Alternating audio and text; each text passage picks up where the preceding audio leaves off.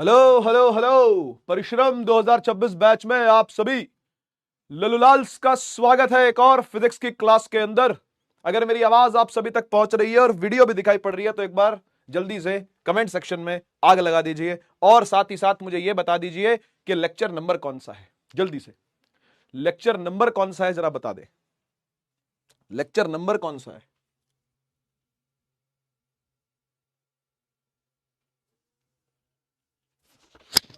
Chat नहीं चल रही यार, चैट देख तो सही।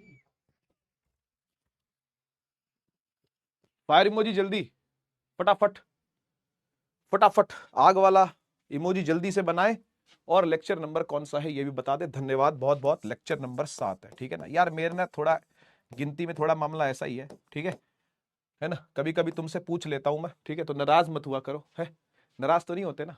चलो सही है। तो हाल चाल तो सुना दो फिर अपने क्या है।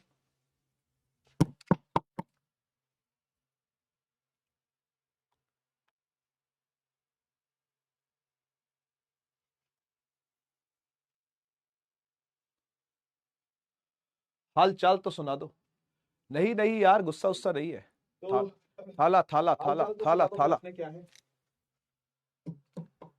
थाला थाला थाला फॉर अ रीजन।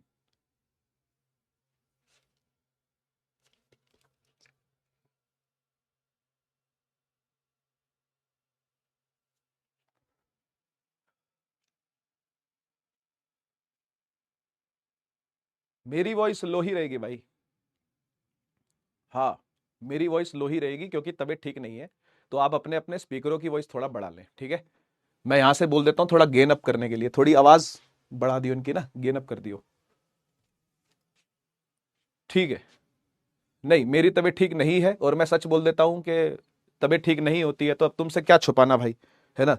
तुम भी तो परिवार ही हो मेरा, है ना। तुमसे क्या छुपाना। तबीयत कोई बहुत ठीक नहीं है, 3-4 दिनों से ऐसे ही है, तबीयत थोड़ी ढीली सी है। कल बड़ी मुश्किल से उड़ान की क्लास ले पाया मैं। कल उड़ान की क्लास थी और उदय की भी क्लास थी, माने 11th की भी क्लास थी, वो भी कैंसिल हुई है। उसको भी कैंसिल ही करवाया कल।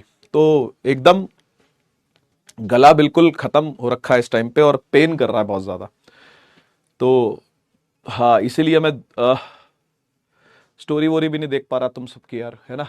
बच्चों के बहुत सारे मैसेजेस आ रखे हैं, स्टोरी आ रखी है, मैं देख ही नहीं पा रहा हूँ इसको, है ना। मेडिसिन को कोई फायदा नहीं होता यार। एंटीबायोटिक्स ना भाई नुकसान ही करते हैं अल्टीमेटली, तो मैं इसलिए मेडिसिन ले नहीं रहा। इस बार मैं सोच रहा हूँ जितना ऐसे ही नेचुरली खींच सके उतना खींचते हैं, रेस्ट करते हैं, गले को आराम देते हैं और जितना हो सके नेचुरली ही ठीक हो जाए, ठीक है ना। और बेसन वेसन खा के ही ठीक कर लेंगे, चने खा के ठीक कर लेंगे, है ना। दवाई ववाई से पता क्या हो रहा है, वही एंटीबायोटिक्स जाती है, उसको भी एंटीबायोटिक का भी कोर्स 3 दिन या 5 दिन का करना ही पड़ता है ना। तो वो अल्टीमेटली बॉडी जो है ना वो रेजिस्टेंट बन जाती है टुवर्ड्स एंटीबॉडीज, तो वो इसलिए ठीक भी नहीं है। काढ़ा पी लो, गर्मी ज्यादा है यार, काढ़ा नहीं पिया जाता। समस्या भी ऐसी आई है, पता नहीं क्यों आई है ना। ना तो मैं कुछ ठंडा खाता, ना मैं कुछ ठंडा पीता, ठीक है ना। फ्रिज में से कोई चीज निकाल के नहीं खाता। आइसक्रीम का मैं शौकीन नहीं, ठीक है। जूस पी लेता हूँ, लस्सी पी लेता हूँ, वो भी ठंडी करके नहीं पीता, बाहर निकाल करके काट के लस्सी फिर निकाल के पीता हूँ। तो पता नहीं यार क्या हुआ यार। चलो खैर कोई नहीं, आवाज मेरी थोड़ी सी वैसी रहेगी यार, और एनर्जी मैं कोशिश करूंगा मेंटेन रख पाऊं क्लास के अंदर, ठीक है। बाकी चालू करते हैं अपने लेक्चर को हम, ठीक है। फिलहाल के लिए चैट बंद है और आप सभी की जो जो दुआएं मुझे मिली है यहाँ पर, है ना। बच्चे कह रहे get well soon, take care. हाँ, तो मैं केयर कर रहा हूं पूरे तरीके से और कोई भी एक्स्ट्रा काम नहीं कर रहा। जैसे बहुत सारे एक्स्ट्रा काम भी होते हैं पढ़ाने के अलावा ना हमको, जैसे अभी रिजल्ट सेलिब्रेशन चल रहा था तो उसके अराउंड कुछ कुछ वीडियोस हैं, कहीं जाना है कहीं आना है, तो अभी मैंने वो सबके लिए मना कर दिया इनको, टीम को अपनी। मैंने कहा भाई पढ़ा लेंगे बस, पढ़ाने लायक अगर गला हुआ तो, इसके अलावा बड़ा मुश्किल होगा कुछ भी और करना मेरे लिए। खैर ठीक है, दुख भरी दास्तां बाद में कभी सुनाएंगे आपको। अभी के लिए आपको लेक्चर पढ़ा देते हैं आज का, ठीक है ना। आज है लेक्चर नंबर 7 और बड़े ही इंटरेस्टिंग टॉपिक पर आज हम आएंगे, है ना। टॉपिक का नाम है कैपेसिटेंस और फिर energy stored in a capacitor, ठीक है। सबसे पहले तो आप इन दोनों में डिफरेंस समझिए, नाम में डिफरेंस समझिए। कैपेसिटेंस और कैपेसिटर में क्या अंतर है? बिल्कुल वैसा ही अंतर है जैसे कभी क्लास 10th के अंदर आपने रजिस्टर और रेजिस्टेंस पढ़ा था, बिल्कुल वैसा ही है ये। भाई रजिस्टर तो एक डिवाइस का नाम था और वो ऑफर करता है रेजिस्टेंस, ऐसे ही कैपेसिटर एक डिवाइस का नाम है और वो ऑफर करता है कैपेसिटेंस। समझ गए ना? तो कैपेसिटेंस क्या है? एक गुण का नाम है। गुण समझते हो ना, quality. Capacitance is a property basically, ठीक है ना?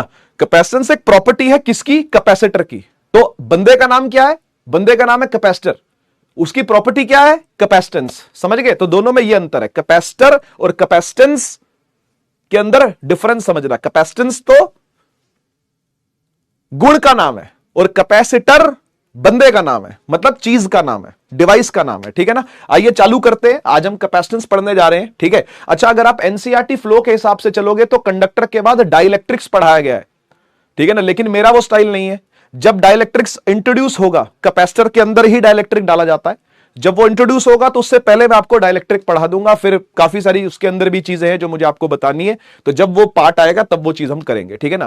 होपफुली कल ही आ जाएगा वो पार्ट, ठीक है? नहीं तो कल फिर मैं सीरीज एंड पैरेलल करवाऊंगा। यानी आज मैं 2 टॉपिक मोटे मोटे करवाने वाला हूं। कैपेसिटेंस को शुरू करेंगे अच्छे से पढ़ेंगे, जितनी भी डेरिवेशन है वो सब करवाऊंगा, ठीक है ना? उसके बाद energy stored in a capacitor, ये भी करवाना है आज, ठीक है? तो ये 2 टॉपिक आज के रहने वाले हैं। लेक्चर की ड्यूरेशन पे मत जाना, ईश्वर जाने कितनी होगी, है ना?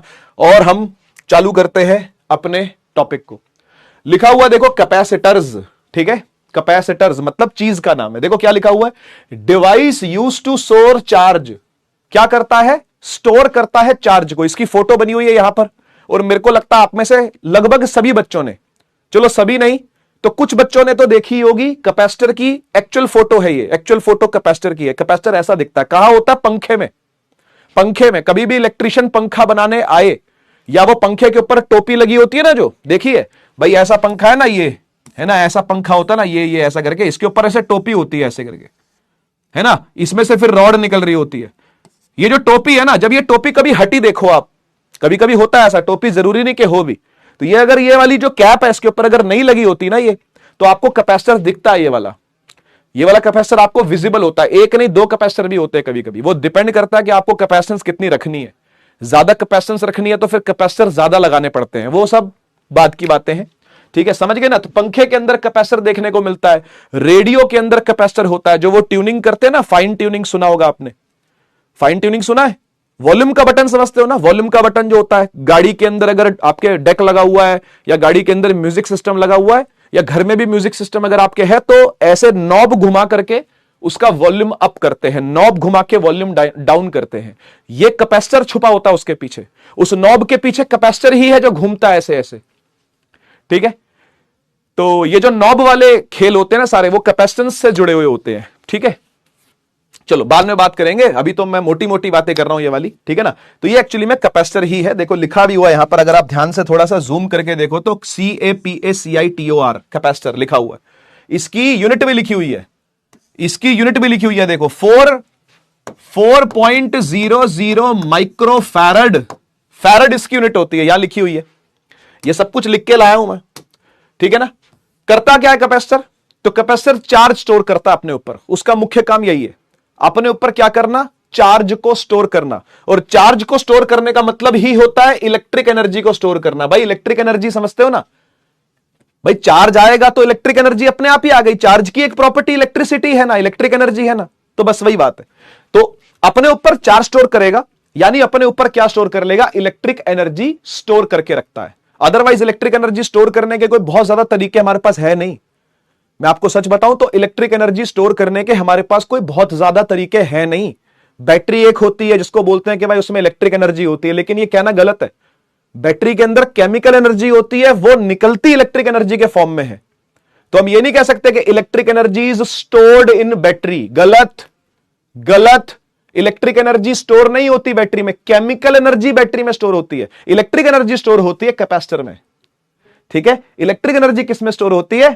कैपेसिटर में, ठीक है? बढ़िया। जो कैपेसिटेंस है वो एक स्केलर क्वांटिटी है, ठीक है? इसको C से डिनोट किया जाता है। कैपेसिटेंस को डिनोट करते हैं किससे? C से। यहां लिख देता हूं डिनोटेड बाय C, ठीक है? C से डिनोट करते हैं कैपेसिटेंस को, शॉर्ट में C लिखते हैं। स्केलर क्वांटिटी है, ठीक है ना? और कैपेसिटर का ही दूसरा नाम कंडेंसर भी है। कभी भी आप सुन लेना इलेक्ट्रिशियन के मुंह से, अगर आपके घर में कभी इलेक्ट्रिशियन आए काम करने के लिए, या आप भी थोड़ा बहुत, पापा भी थोड़ा बहुत इलेक्ट्रिशियन का काम जानते हो, क्योंकि घर के आदमी लोग ऐसे ही हैं, लगे रहते हैं कुछ ना कुछ पेचकस कसने निकालने में, है ना। इलेक्ट्रिकल सामान खुद ही से घर में ही ठीक कर लेते हैं, इलेक्ट्रिशियन को स्पेशली नहीं बुलाते। लेकिन अगर कभी उनके मुंह से सुनो या इलेक्ट्रिशियन के मुंह से सुनो तो वो कैपेसिटर शब्द यूज नहीं करते, वो कंडेंसर शब्द यूज करते हैं। तो कैपेसिटर कंडेंसर पर्यायवाची है। कैपेसिटर का ही दूसरा नाम क्या है? कंडेंसर है। बेसिकली ये एनर्जी अपने अंदर ना कंडेंस फॉर्म में रखता है। कंडेंस समझते हो ना, छोटी फॉर्म, पास पास, निकट निकट, इकट्ठी फॉर्म में। तो इसलिए एनर्जी इकट्ठी होकर रहती है, इसलिए इसका नाम कंडेंसर भी है। ठीक, बढ़िया।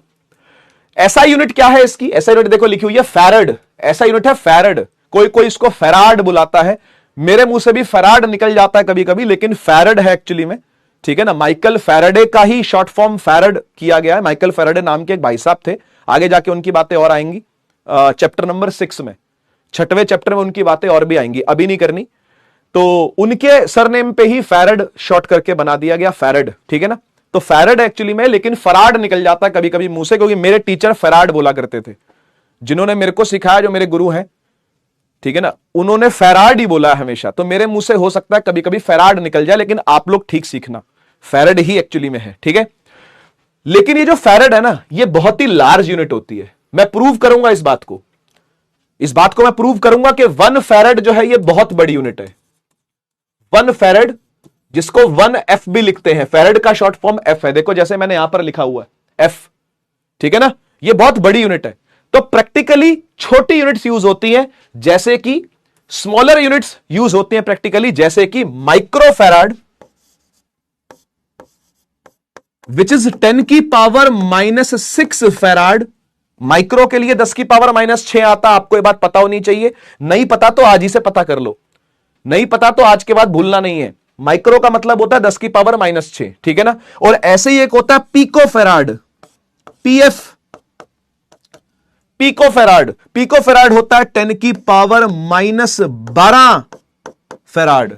कभी कभी नैनो फैराड की भी जरूरत पड़ेगी आपको, नैनो फैराड, NF, 10 की पावर -9 फैराड। ठीक है जी, ये कुछ नोट कर लीजिएगा अपने नोट्स के अंदर, जरूरी है। आप जब सवाल करोगे आपको महसूस होगी इनकी कमी, तो फिर आपको ये लाने पड़ेंगे, पीछे से देख करके पन्ने पलट के लाने पड़ेंगे आपको। तो नोट जरूर कर लीजिएगा इस चीज को, ठीक है। तो ये थी मोटी मोटी बातें कैपेसिटर के बारे में। फिर से एक बार दोहरा देता हूं, फटाफट सुन लीजिए। कैपेसिटर उस डिवाइस को कहते हैं जो अपने ऊपर चार्ज स्टोर करता है। कैसे करता है वो बात अभी करेंगे, ठीक है। और चार्ज स्टोर करने का सीधा मतलब होता है इलेक्ट्रिक एनर्जी अपने अंदर स्टोर कर लेना। इलेक्ट्रिक एनर्जी स्टोर होती कैपेसिटर में है। इसके अलावा ये सब फालतू की बातें हैं कि भाई बैटरी में इलेक्ट्रिक एनर्जी होती है, नहीं, केमिकल होती है उसमें, ठीक है ना। ऐसी शक्ल होती है कैपेसिटर की एक्चुअली में, देखोगे। इसका दूसरा नाम कंडेंसर भी है। जनरल भाषा में भारत देश के लोग इसको कंडेंसर के नाम से ही जानते हैं। कैपेसिटर कोई पढ़ा लिखा व्यक्ति बोलता है, जिसने 12वीं साइंस लेके ढंग से पास करी है, वही जानेगा इसको कैपेसिटर बोला जाता है। अदरवाइज तो कंडेंसर ही शब्द प्रचलित है। फैराड इसकी यूनिट है SI वाली, लेकिन बहुत बड़ी यूनिट होती है, तो छोटी यूनिटों का इस्तेमाल किया जाता है, जैसे कि पीको, माइक्रो, नैनो, ठीक, उनका मैंने लिख दिया। और स्केलर क्वांटिटी ये होती है, और कैपेसिटेंस को C से डिनोट करते हैं। फैराड का शॉर्ट फॉर्म F है, कैपिटल F है, ठीक। आगे बढ़ते हैं, अब चर्चा आएगी। चलो यूनिट्स एंड डायमेंशंस भी डिस्कस कर लेते हैं इसका, ठीक है ना। इसकी यूनिट्स जैसे कि आपको पता है, SI यूनिट तो इसकी फैराड ही है, ठीक है ना, फैराड ही है। लेकिन इसकी कुछ छोटी यूनिट्स भी हैं, जैसे कि नैनो फैराड, जैसे कि माइक्रो फैराड, जैसे कि पिको फैराड, ठीक है ना। वो होती है 10 की पावर -12 फैराड, 10 की पावर माइनस, देखो अपना फैराड निकल गया ना मुंह से, क्योंकि पढ़ा वही हूं ना, सुना वही हूं बचपन से, तो मेरे अंदर तो घुसा हुआ है। मैं जितना मर्जी अंग्रेज बन जाऊं, रहूंगा तो देसी अंदर से, है ना। फैराड निकलेगा मुंह से, लेकिन आप फैराड ही बोलना, ठीक है ना। आप ठीक ही सीखना। ये हो जाएगा 10 की पावर -6 फैराड, ये हो जाएगा 10 की पावर -9 फैराड, ठीक है, डन। डायमेंशंस पर आते हैं। डायमेंशंस के लिए मुझे आपको पहले इसका फॉर्मूला दिखाना पड़ेगा। तो मैं फॉर्मूला दिखाने के लिए पहले कॉन्सेप्ट समझाता हूं कि कैसे हम लोग कैपेसिटेंस का फॉर्मूला बनाते हैं, ठीक है। आइए एक पेज और लेते हैं, और आपको समझाते हैं कि क्या कहानी है। देखो, इमेजिन करो कि कोई भी कैपेसिटर है। कैसी शेप का बना है कैपेसिटर? मान लेते हैं कि कोई एक स्फेयर ही ले लिया। अभी दिमाग मत लगाओ कि एक प्लेट रखेंगे, 2 प्लेट रखेंगे, स्कूल वाली मैडम ने ऐसे बताया था, स्कूल वाले मास्टर ने वैसे बताया था। अभी बिल्कुल जनरल बात करते हैं, ठीक है ना। आप एक बार बताओ, अगर एक गोला है, कंडक्टर है एक, क्या उसके ऊपर मैं चार्ज डाल सकता हूं? डाल सकते हैं। क्या चार्ज उसके सरफेस पे आ जाएगा? आ जाएगा। तो क्या वो एक चार्ज स्टोरिंग डिवाइस बन जाएगा? बन जाएगा। क्या इसको भी कैपेसिटर कह सकते हैं? कह सकते हैं, कोई शक नहीं है इसमें। अगर कोई कंडक्टर है जिसकी रेडियस आर है, इसके ऊपर मैं चार्ज डाली जाऊं डाली जाऊं डाली जाऊं डाली जाऊं डाली जाऊं डाली जाऊं डाली जाऊं डाले जाऊं डाले जाऊं डाले जाऊं डाले जाऊं डाले जाऊं डाले जाऊं क्यू चार्ज इसके ऊपर आ गया, है ना? तो ये क्यू चार्ज इस पे स्टोर ही रहेगा, कहीं भागना तो है नहीं, कहीं जाना तो है नहीं। जाना है क्या किसी ने? नहीं जाना, चार्ज तो स्टोर ही रहेगा। तो ये अपने आप में कैपेसिटर ही है, ये अपने आप में कंडेंसर ही है। बेशक से एक कंडक्टर है आर रेडियस का जिस पर क्यू चार्ज डाला हुआ, लेकिन ये एज अ कैपेसिटर ही बिहेव कर रहा है। बहुत बढ़िया। अब मुझे एक बात बताओ, जैसे जैसे मैं इस पर चार्ज बढ़ाता जाऊंगा, ध्यान से सुनना, जैसे जैसे मैं इस पे चार्ज बढ़ाता जाऊंगा, क्या इसका पोटेंशियल भी बढ़ता जाएगा? हां या ना बोलो, हां या ना बोलो। क्या इसका पोटेंशियल भी बढ़ता? सर पोटेंशियल होता है के क्यू बाय आर, हां या ना? पोटेंशियल क्या होता है? के क्यू बाय आर। यानी सर आप ये कह रहे हो कि जैसे जैसे आप चार्ज बढ़ाते जाओगे पोटेंशियल बढ़ता जाएगा। सही बात है, सही बात है भाई साहब, आ गया है ऑलरेडी, ये ले जाओ।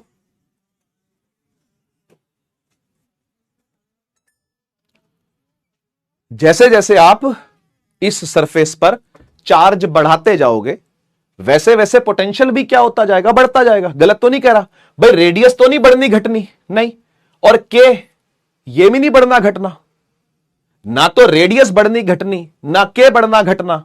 तो फिर ये दोनों आपस में प्रोपोर्शनल नहीं हो गए क्या? हो गए। सही बात है सर, हो गए, ठीक है ना? तो V is proportional to Q, क्या ऐसा लिख सकते हैं? हां लिख सकते हैं कि दोनों एक दूसरे के क्या है? प्रोपोर्शनल है। चार्ज बढ़ाओगे पोटेंशियल बढ़ेगा, या पोटेंशियल बढ़ाओगे चार्ज बढ़ेगा, एक ही बात है, ठीक है ना? तो अब क्या करते हैं पता है? अब क्या करते हैं कि जैसे आप समझ सकते हो कि V और Q आपस में प्रोपोर्शनल है, तो इसको लिख सकते हैं कि Q और V भी प्रोपोर्शनल है। भाई पोटेंशियल बढ़ाने से चार्ज बढ़ेगा या चार्ज बढ़ाने से पोटेंशियल बढ़ेगा, एक ही बात है, दोनों एक दूसरे के प्रोपोर्शनल ही है, दोनों एक दूसरे के डायरेक्टली प्रोपोर्शनल ही है।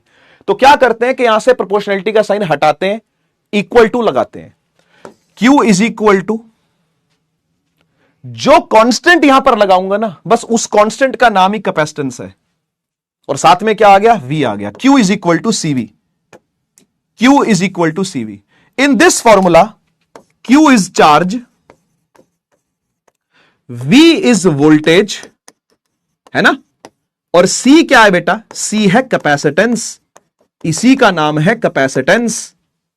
समझ गए? और ये इस फॉर्मूले का कांस्टेंट है, ये बात ध्यान रखना।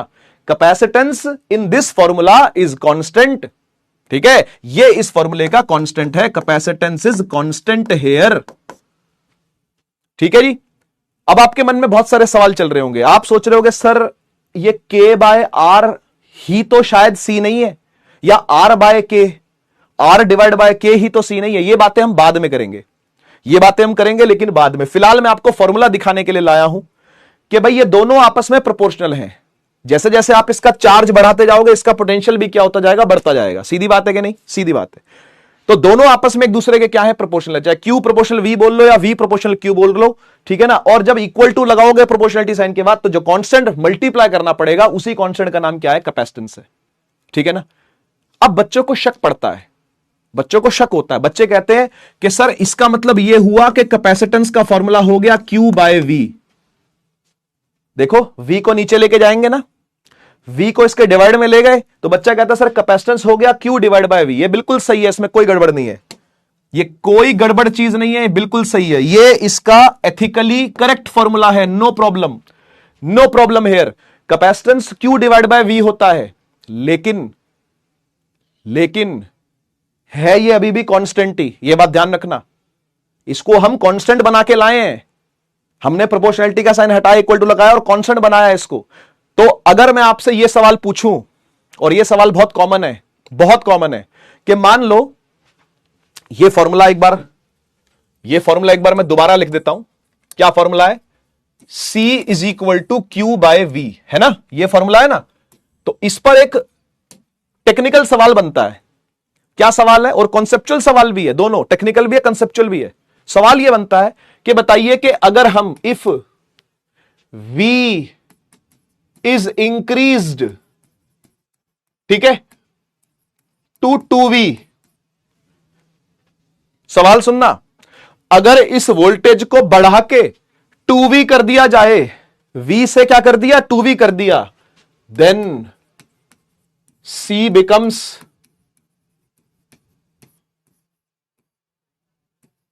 जवाब दीजिए, चैट ऑन कर रहा हूं,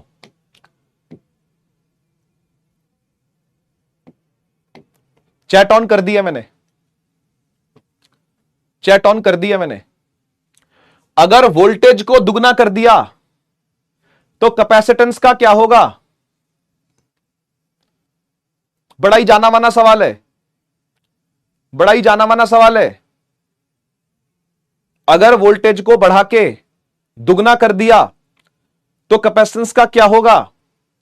आंसर है कुछ नहीं होगा, सी की सी ही रहेगी, सेम रहेगी। क्यों? क्योंकि सी तो कांस्टेंट है जी, सी हेयर इज कांस्टेंट, सी तो जी कांस्टेंट है। पर सर ऐसा हो कैसे सकता है, ऐसा हो कैसे सकता है? मन में सवाल तो आपका यही आएगा कि ऐसा हो कैसे सकता है सर। ये देखो ना, सी और वी तो इनवर्सली प्रोपोर्शनल हो गए हैं यहां से, है ना।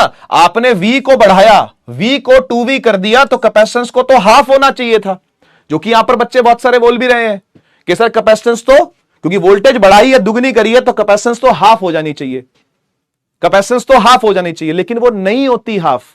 पता है क्यों नहीं होती हाफ? आओ कॉन्सेप्ट समझो क्या है, आइए कॉन्सेप्ट समझिए क्या है। चैट बंद कर देते हैं, आपके आंसर्स मैंने सुन लिए हैं, आपके आंसर्स मैंने सुन लिए हैं। अब मेरा सुनो, अब मेरा पॉइंट सुनो क्या है। आप में से जो बच्चे ये सोच रहे हैं कि इस फॉर्मूले के हिसाब से हम ये लिख देंगे कि C is proportional to Q, है ना, और C is inversely proportional to V, तो दिस इज फॉल्स।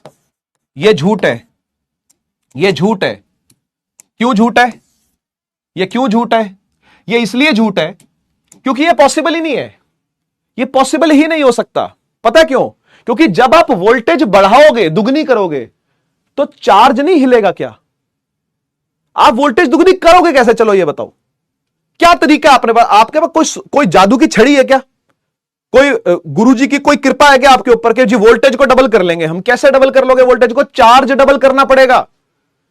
समझ पा रहे हो? अगर आप वोल्टेज को डबल करते हो, मान लो ये यार कैपेसिटर है आपका, ये आपका कैपेसिटर, कोई कंडक्टर है, इस पर आपने वोल्टेज डबल करनी है जी। आपने मन में ठान लिया मैं इस पर वोल्टेज डबल करूंगा या मैं इस पर वोल्टेज डबल करूंगी। करेगा कैसे ये बता?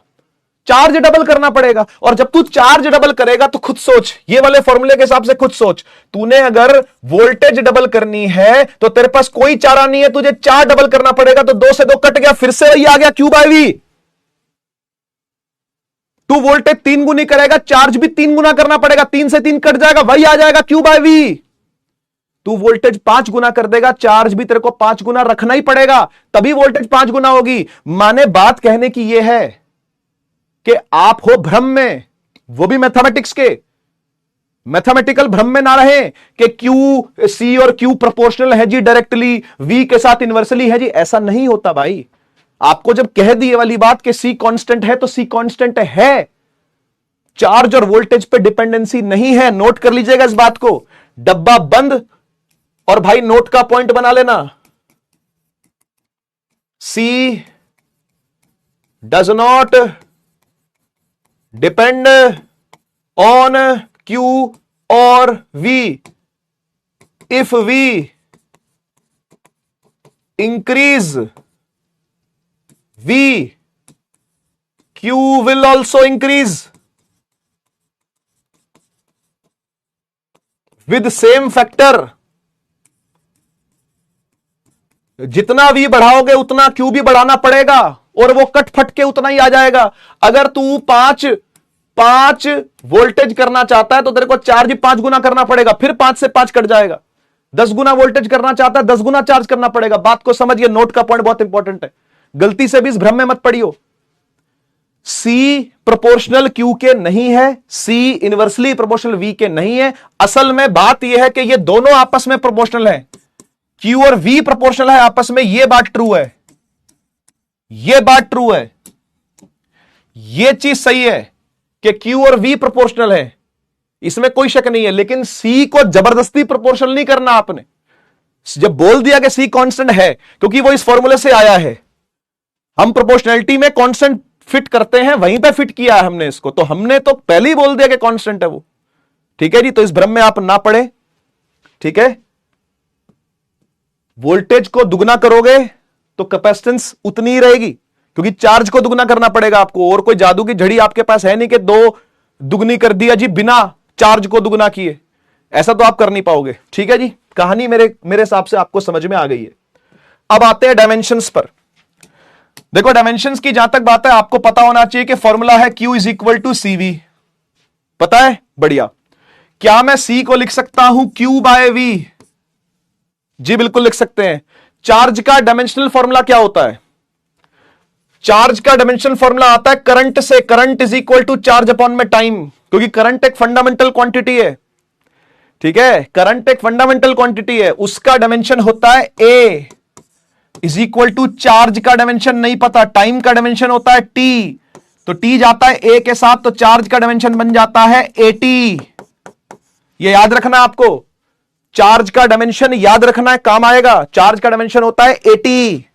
ये सब यादों की बात आता है बेटा, 11th क्लास का पहला चैप्टर है ये, units and dimensions, units and measurement, 11वीं कक्षा का पहला चैप्टर, वहीं पर बताते हैं सब बातें कि करंट एक फंडामेंटल क्वांटिटी, टाइम भी फंडामेंटल, फंडामेंटल फंडामेंटल साथ में मिल गए, तो चार्ज का डायमेंशनल फॉर्मूला AT निकल के आ गया। चार्ज की जगह पर रखूंगा AT। अब बारी है वोल्टेज की। अब आओ जरा वोल्टेज को ढूंढते हैं। चलिए आइए वोल्टेज की चर्चा करें भाई। तो भाई वोल्टेज की चर्चा मैं ऐसे करूंगा कि वोल्टेज होता है वर्क डन अपॉन में चार्ज। हाँ या ना बोलो, 10th क्लास का फॉर्मूला है, इसके लिए तो आपको 12वीं पढ़ने की भी जरूरत नहीं है, फॉर्मूला आप जानते हो। वोल्टेज होता है work done by charge. Work done का डायमेंशन फॉर्मूला क्या होता है ये नहीं पता होगा आपको भाई, ml2t-2, जिनको याद है 11th क्लास से वो आगे निकल जाएंगे, उनको बात जल्दी समझ में आ जाएगी। बेटा वर्क डन होता है फोर्स इंटू डिस्प्लेसमेंट, है ना, मैं पूरा नहीं खोल के लिखवा पाऊंगा यहां पर आपको, पर आपको खुद सोचना पड़ेगा। वर्क डन होता है force into displacement, force dot displacement. Force का होता है mlt-2, ये सबको याद होता है। फोर्स का डायमेंशन फॉर्मूला सबको याद होना चाहिए, जैसे तुम्हें खुद का नाम याद है वैसे ही फोर्स का डायमेंशन फॉर्मूला आपको याद करना है, mlt-2, साथ में L और आ गया यानी डिस्प्लेसमेंट और आ गई, तो ये बन गया ml2t-2। ऐसे आता है वर्क का डायमेंशन। डिवाइड में चार्ज है, चार्ज का फिर से होता है AT, चार्ज का फिर से AT ही है, तो उठाओ इसको यहां रख दो वोल्टेज की जगह पर। एक बार इसको पूरा कर लेते हैं, चलो ठीक है ना। ये फाइनली कैसे लिखा जाएगा, M तो M है, L तो L का 2 है, T 1 है, T-2 ऊपर जाके हो जाएगा T-3। ठीक है ना भाई, नीचे T1 है, ऊपर जाएगा तो T-1 हो जाएगा, -2 -1 -3 बन जाएगा, और A हो जाएगा -1। ये है जी पूरा डायमेंशन वोल्टेज का, ये है जी वोल्टेज का डायमेंशन पूरा। तो डिवाइड कर दो जरा वोल्टेज का डायमेंशन। क्या है वोल्टेज का डायमेंशन, ml2t-3a-1। ठीक है, और अभी भी कैपेसिटेंस का निकल के नहीं आया है, इसको फिर ऊपर लेके जाना पड़ेगा आपको फाइनली। ठीक है ना, इसलिए इसको अलग से डिस्कस किया है मैंने, क्योंकि बच्चे फंस जाते हैं। अगर मैं आपको खुद से निकालने के लिए बोल देता कि भाई ठीक है लिख लेना, यूनिट लिख लेना, डायमेंशन लिख लेना, तो फंस जाते तुम। ये करवाना पड़ता ही है हम लोग को। अब ये पूरा मामला ऊपर लेकर के जाएंगे। M नीचे 1 है तो ऊपर जाके -1 हो जाएगा, L स्क्वायर नीचे है तो ऊपर जाके L-2 हो जाएगा, T-3 नीचे है ऊपर जाके T+3 हो जाएगा, और एक और T मिलके T4 हो जाएगा भाई। A-1 है ऊपर जाके A+1 हो जाएगा, A और A मिलकर के A स्क्वायर बन जाएगा। ये है जी कैपेसिटेंस की डायमेंशन। ठीक है, अपने हाथ से 2 बार लिख के प्रैक्टिस करोगे, कभी नहीं भूलोगे ये सब चीजें। ठीक है ना, 2 बार लिख के प्रैक्टिस करना अपने हाथ से। चलिए आगे बढ़ते हैं, यही बहुत था इसमें, यूनिट्स और डायमेंशंस में यही बहुत था। आइए कैपेसिटेंस निकालते हैं स्फेरिकल कंडक्टर की, आपके सिलेबस की बात है। ठीक है, इमेजिन करना एक स्फेरिकल कंडक्टर है जिसका रेडियस R है, और जिस पर चार्ज चढ़ा रखा है आपने Q, जिस पर चार्ज चढ़ा रखा है आपने Q। ठीक है, इसकी कैपेसिटेंस कैसे निकलेगी, फॉर्मूला क्या होता है कैपेसिटेंस का, फॉर्मूला क्या है कैपेसिटेंस का, Q is equal to CV। यही तो है, यही तो एक फॉर्मूला मैंने अभी तक बताया आपको, और कोई फॉर्मूला बताया क्या, अरे और कोई फॉर्मूला मैंने बताया क्या अभी तक, यही तो एक फॉर्मूला बताया, Q is equal to CV, इसी को यूज करेंगे। इसी का इस्तेमाल करेंगे। क्यू तो क्यू है, जो चार्ज है इसके ऊपर वो क्यू ही है, इज इक्वल टू सी। सी आपको निकालना है। वी बताइए कितना होगा इसका। एक कंडक्टर का वी कितना होता है, एक कंडक्टर का पोटेंशियल कितना होता है, सरफेस का ही लेना है, अंदर का भी एक ही बात है, अंदर और सरफेस सेम होता है ना। तो क्या लिखोगे, इसको लिखोगे के क्यू बाय आर। हाँ या ना बोलो, अरे हाँ ना बोल दो, क्या होगा के क्यू बाय आर। अब देख क्यू से क्यू खत्म, या वन वन रह गया, हाँ या ना बोल, ये क्यू से ये क्यू कट गया, वन वन रह गया, आर जाएगा ऊपर और के आएगा नीचे, है ना। तो आर गया ऊपर, के आया नीचे, बराबर हो गया सी। कैपेसिटेंस निकल के क्या आ गई बेटा, आर डिवाइड बाय के, और के होता है 1/4 पाई एप्सिलॉन नॉट। हाँ या ना बोल दो, हाँ या ना बोल दो बेटा, सीखी सिखाई चीजें हैं सब, ये गुड़ गोबर ना करना, ठीक है। आर तो आर है, के की जगह पर 1/4 पाई एप्सिलॉन नॉट, ये पूरा ऊपर जाएगा और ये बन जाएगा 4 pi epsilon not R. So the capacitance of a spherical capacitor is, the capacitance of a spherical capacitor is 4 pi epsilon not R. एक बात बताओ, एक बात बताओ, ये जो फॉर्मूला अभी अभी डिराइव करा है हमने, किस चीज का फॉर्मूला है ये, किस चीज का फॉर्मूला डिराइव करा है, कैपेसिटेंस का। कैपेसिटेंस यानी कितनी कैपेसिटी है, चार्ज को होल्ड करने की अपने ऊपर कितनी कैपेसिटी है। और यह बताओ कि क्या वो चार्ज पे डिपेंड कर रही है, क्या कैपेसिटेंस के फॉर्मूले में कहीं चार्ज है, नहीं है, कट गया, कट गया, देख नोट कर, कैपेसिटेंस के फॉर्मूले में चार्ज का काम नहीं होता। अच्छा, क्या कैपेसिटेंस के फॉर्मूले में वोल्टेज का काम है, वो भी नहीं है, वोल्टेज भी नहीं है फॉर्मूले में, चार्ज भी नहीं है फॉर्मूले में। तो सर क्या है, 4 पाई है, यानी ये तो नंबर होते हैं, कांस्टेंट नंबर है। एप्सिलॉन नॉट क्या होता है, मीडियम, याद करो, परमिटिविटी ऑफ फ्री स्पेस है ये, है ना। अच्छा, अगर हमने कोई और मीडियम रख दिया तो, अगर हमने कोई और मीडियम आसपास रख दिया तो क्या होगा, तो कैपेसिटेंस चेंज होगी जी। तो इसके साथ हम एक डाइलेक्ट्रिक कांस्टेंट मल्टीप्लाई करते हैं, याद करो, के एप्सिलॉन नॉट हो जाता है, कैपिटल के, कैपिटल के, है ना। या फिर रिलेटिव परमिटिविटी बोलते हैं, एप्सिलॉन आर, एप्सिलॉन आर इसका मल्टीप्लाई हो जाता है। और लास्ट में कौन है, रेडियस, लास्ट में कौन है, रेडियस। यानी सर आप यह कहना चाहते हो कि कैपेसिटेंस ना तो चार्ज पे डिपेंड करती है, हां, ना तो वोल्टेज पे डिपेंड करती है, हां, यानी सर कैपेसिटेंस तो मीडियम पे डिपेंड करती है, जी हां, और कैपेसिटेंस तो रेडियस पे डिपेंड करती है। सर यानी जितना बड़ा स्फेयर लेंगे, जितना बड़ा रेडियस लेंगे, उतना ही कैपेसिटेंस ज्यादा होगी, उतना ही चार्ज को संभाल लेने की कैपेसिटी ज्यादा होगी, जी हां ज्यादा होगी। इसलिए कहते हैं अर्थ एक बहुत बड़ा कैपेसिटर है। अर्थ यानी हमारी धरती माता बहुत बड़ी कैपेसिटर है। क्यों बहुत बड़ी कैपेसिटर है हमारी धरती माता, इसलिए इतनी बड़ी कैपेसिटर है क्योंकि उसकी रेडियस बहुत ज्यादा है। जिस भी सब्सटेंस की रेडियस ज्यादा होगी उसकी कैपेसिटी डायरेक्टली प्रोपोर्शनल होगी। चेक कर लो, C here is proportional to R and this is absolutely correct. समझ गए ना, जितना बड़ा स्फेयर होगा, जितना बड़ा रेडियस होगा, उतना अपने ऊपर चार्ज संभालने की कैपेबिलिटी रखता है। समझ गए, यानी कैपेसिटर ये वोल्टेज, ये चार्ज, ये इलेक्ट्रिक फील्ड, ऐसी सब चीजों पर डिपेंड नहीं करता। कैपेसिटेंस डिपेंड करता है कि बनावट कैसी है, रेडियस, समझ रहे हो, लार्ज कितना, बड़ा कितना है। तो समझिएगा इस चीज को।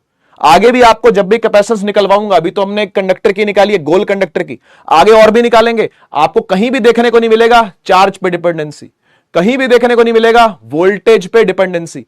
देखने को मिलेगा तो कुछ ऐसा ही देखने को मिलेगा, डायमेंशंस ही देखने को मिलेंगे कि भाई रेडियस कितनी है, लार्ज कितना है, छोटा कितना है, बड़ा कितना है, फिजिकल डायमेंशंस कैसी है उसकी, दिखने में कैसा है वो, इस बात पर कैपेसिटेंस है जो डिपेंड करती है। ठीक है, तो ध्यान रखिएगा, हमने पढ़ा अभी अभी capacitance of a spherical conductor, it is actually ये formula, C is equal to 4 pi epsilon not R. ठीक है ना, यहीं से आया है, K की जगह पर 1/4% ऊपर ले गए हैं, ऊपर ले गए। ठीक है ना, अपने हाथ से लिख के देखोगे आसान लगेगा, कुछ भी नहीं है। फैराड एक बहुत लार्ज यूनिट है, मैंने कहा था ना मैं बात करूंगा इस बारे में, मैं प्रूव करूंगा इस बात को कि जो 1 फैराड है यानी कि 1F है, ये बहुत बड़ी यूनिट है। ये कितनी बड़ी यूनिट है यार, सर इमेजिन करवा के दिखाओ जरा कितनी बड़ी यूनिट है। आइए आपको इमेजिन कर आपको इमेजिन करवाते हैं कि 1 फैराड होल्ड करने के लिए, 1 फैरेड की कैपेसिटेंस होने के लिए कंडक्टर कितना बड़ा होना चाहिए? आओ दिखाते हैं, आ जाओ। मुझे एक बात बताओ, मान लो हमारे पास एक स्फेरिकल कंडक्टर है, ठीक है, उस स्फेरिकल कंडक्टर की रेडियस आर है, ठीक है, ठीक है, और उस पर चार्ज चढ़ा रखा है, चार्ज चढ़ा रखा है हमने, ठीक, बढ़िया। मुझे बताएंगे आप जरा इसकी कैपेसिटेंस कैसे लिखी जाती है, फॉर्मूला क्या होता है? एक अगर स्फेरिकल कंडक्टर है तो फॉर्मूला क्या होता है सर? फॉर्मूला होता है C is equal to 4πε0 r, ठीक है ना। अब मेरे को पता है कि मुझे कैपेसिटेंस 1 फैरेड रखनी है, तो मैं काम करता हूं C की जगह पर 1 डाल देता हूं, डाल दूं? अरे C यानी कैपेसिटेंस, और वो कितनी रखनी है? वो 1 फैरेड। बोल, इसको प्रूव करना है कि बहुत बड़ी यूनिट होती है ना, तो ठीक है, एक बार रख के देख लेते हैं। C की वैल्यू 1 फैरेड रख के देख लेते हैं। रख दी मैंने, रख दी, तो इज इक्वल टू क्या? 4πε0 r। ये रेडियस निकालते हैं, एक बार जरा चेक करते कंडक्टर कितना बड़ा है, चेक करते कंडक्टर कितना बड़ा है। इसको नीचे ले जाओ जरा, 4πε0 को जरा 1 के नीचे ले जाओ, 1 divide by 4πε0 is equal to r। ये r निकालना है। मुझे एक बात बताओ, ये 1 डिवाइड बाय 4πε0 ही तो k होता है, यही तो कूलम्स कांस्टेंट है, हाँ या ना बोल? Is equal to R. और कूलम्स कांस्टेंट की वैल्यू क्या होती है? 9 इंटू 10 की power 9 metre. Oh my God, इतनी बड़ी रेडियस चाहिए, इतनी बड़ी रेडियस चाहिए 1 फैरेड संभालने के लिए। हां, यही सच है। रेडियस देख जरा कितनी आई, देख जरा रेडियस कितनी। अभी फील नहीं आई तुझे, मुझे पता तुझे फील नहीं आई अभी, अभी तू देख तेरे को फील आएगी। 9 के आगे कितने जीरो लगाऊं? 9 के आगे कितने जीरो लगाऊं? 9 जीरो लगाने पड़े। 1 2 3 4 5 6 7 8 9 मीटर। आपको पता है ये रेडियस कितनी है? अर्थ की रेडियस से भी कई गुना बड़ी है ये। मतलब धरती भी इतना बड़ा, इतनी बड़ी धरती भी 1 फैरेड नहीं संभालती, नहीं संभाल सकती। अर्थ की रेडियस कितनी होती है पता है? अर्थ की रेडियस कितनी? अर्थ की रेडियस है 6400 किलोमीटर, बस मात्र 6400 किलोमीटर है रेडियस ऑफ अर्थ। 6400 किलोमीटर। इसको मीटर में चेंज करूं तो कितना आएगा? 6400 और इंटू में 1000, बस ये मीटर में आ गया। कितने हो गए भाई जीरो? 1 2 3 4 5 5 जीरो है, मतलब 64 लाख मीटर। और ये कितना है? ये कितना है देखियो, इकाई, दहाई, सैकड़ा, हजार, 10,000, लाख, 10 लाख, करोड़, 10 करोड़, अरब, 9 अरब मीटर। 9 अरब मीटर का स्फेयर चाहिए 1 फैरेड संभालने के लिए। 9 अरब मीटर, 9 अरब मीटर समझ रहे हो ना? 9 अरब मीटर समझ रहे हो? 900 करोड़, 900 करोड़ में ले लो चलो इसको। इकाई, दहाई, सैकड़ा, हजार, 10,000, लाख, 10 लाख, करोड़, तो 900 करोड़ हो गया। 900 करोड़ मीटर, 900 करोड़ मीटर का आपको क्या चाहिए? स्फेयर चाहिए जी। उस पर हो सकता है 1 फैरेड स्टोर उस पर 1 फैरेड स्टोर करवा सकते हो आप। क्या बात समझ रहे हो? ठीक है, तो इसलिए 1 फैरेड बहुत बड़ी यूनिट है, प्रैक्टिकल नहीं है, तो फैरेड को यूज नहीं करते हैं। मिली, माइक्रो, नैनो, पिको ऐसे यूज होती है। ठीक है जी, तो होपफुली आपको फील आ पाई कि भाई अर्थ की रेडियस भी कुछ नहीं है इसके सामने। अर्थ की रेडियस भी कुछ नहीं है, वो भी 1 फैरेड नहीं संभाल सकती यार। ठीक है, चलिए आगे बढ़ते हैं। अब आते हैं हमारे मेन मुद्दे पर, जिस मुद्दे पर लंबी चर्चा चलेगी, पैरेलल प्लेट कैपेसिटर।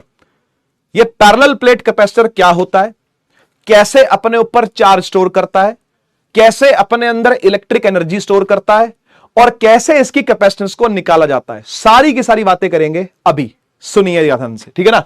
यही टॉपिक मेन टॉपिक है आपका, यही आपको पूरा थ्रू आउट पढ़ना। अभी तक जो पढ़ रहे थे वो बहुत बेसिक बेसिक सी बातें थी। क्या क्या पढ़ा चलो अभी तक बताओ, क्या क्या पढ़ा? इस पर आने से पहले मुझे बताओ मोटी मोटी बातें क्या पढ़ी आपने? आपने ये पढ़ा कि कैपेसिटेंस का जो फॉर्मूला होता है वो Q और V दोनों पे ही डिपेंड नहीं करता। बहुत मुद्दे की बात है ये, नोट करना, नोट करना अपने माइंड में। इस चीज को लिखने की जरूरत नहीं, नोट करना माइंड में। कैपेसिटेंस जो है वो चार्ज ना वोल्टेज पे डिपेंड करती, दोनों पे ना करती, तो करती किस पर है? बनावट पर, शेप पर। शेप कैसी है, रेडियस कैसी है, साइज कैसा है, इस बात पे डिपेंड करता है कि कैपेसिटेंस उस पर कितनी होल्ड हो पाएगी। करेक्ट बात है। मीडियम कौन सा है जी, उस पर भी डिपेंडेंसी है। सही बात है, मीडियम भी कौन सा आपने रखा हुआ, उस पर भी डिपेंडेंसी है। No doubt, no doubt. ठीक है ना? ये मोटी मोटी बात हमने पढ़ी है। फैरेड उसकी यूनिट होती है जो कि बहुत बड़ी है, लेकिन छोटी छोटी यूनिट्स का हम लोग फायदा उठाते हैं। ठीक है ना? अब ऐसे ही अलग अलग शेप भी हो सकती है कैपेसिटर्स की, तो उसमें से एक जो आपको बहुत ज्यादा पढ़ना है वो है पैरेलल प्लेट कैपेसिटर। अब मैं आपको समझाता हूं, पहले पीछे डायग्राम बनाने से पहले मैं आपको समझाता हूं पैरेलल प्लेट कैपेसिटर होता क्या है। देखो क्या करते हैं कि ये जो इमेजिन करो, ये जो मेरा सीधा हाथ है ना, राइट हैंड जो है ना, ये अपने आप में एक प्लेट है मेटल की, एक मेटल की शीट है ये। जस्ट इमेजिन ये एक मेटल की क्या है, शीट है, ठीक है ना।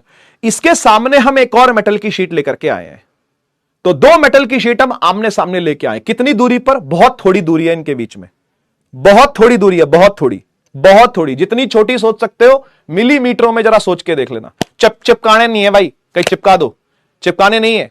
ये चिपकना चाहेंगे, मैं बताऊंगा क्यों चिपकना चाहेंगे। ये चिपकना चाहेंगे लेकिन चिपकने देने नहीं है, मैकेनिकली पकड़ के रखना है, मैकेनिकली दोनों को रोक के रखना है, ठीक है जी। तो ऐसे कैपेसिटर्स का निर्माण किया जाता है, ऐसे कैपेसिटर्स को बनाया जाता है कि दो प्लेटें एक दूसरे के बहुत पास पास होती है, ठीक है ना, लेकिन चिपकती नहीं है जी। चिपका दी तो फिर खत्म है मामला, चिपकानी नहीं होती, पास पास रखनी है, ठीक है। दिखाता हूं जरा कैसे चार्ज स्टोर होता है, सारी बातें करते हैं, ठीक है ना। आओ पहले एक बार देखो,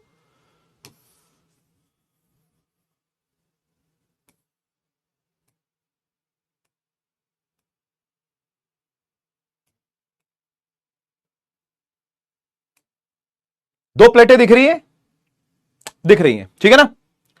रंग भर दे, रंग भी भर देते हैं। पीला थोड़ा चटकीला लग रहा है, लो ये ठीक है, पर्पल सा रंग है थोड़ा, है ना, ये ठीक है। तो देखो क्या कर रहे हैं, दोनों प्लेट कंडक्टर हैं, माने मेटल के हैं, तो घबराने वाली बात नहीं, दोनों मेटल ही हैं, ठीक है ना। इन दोनों के बीच का गैप हम लोग डी लेते हैं, डी। डी स्टैंड्स फॉर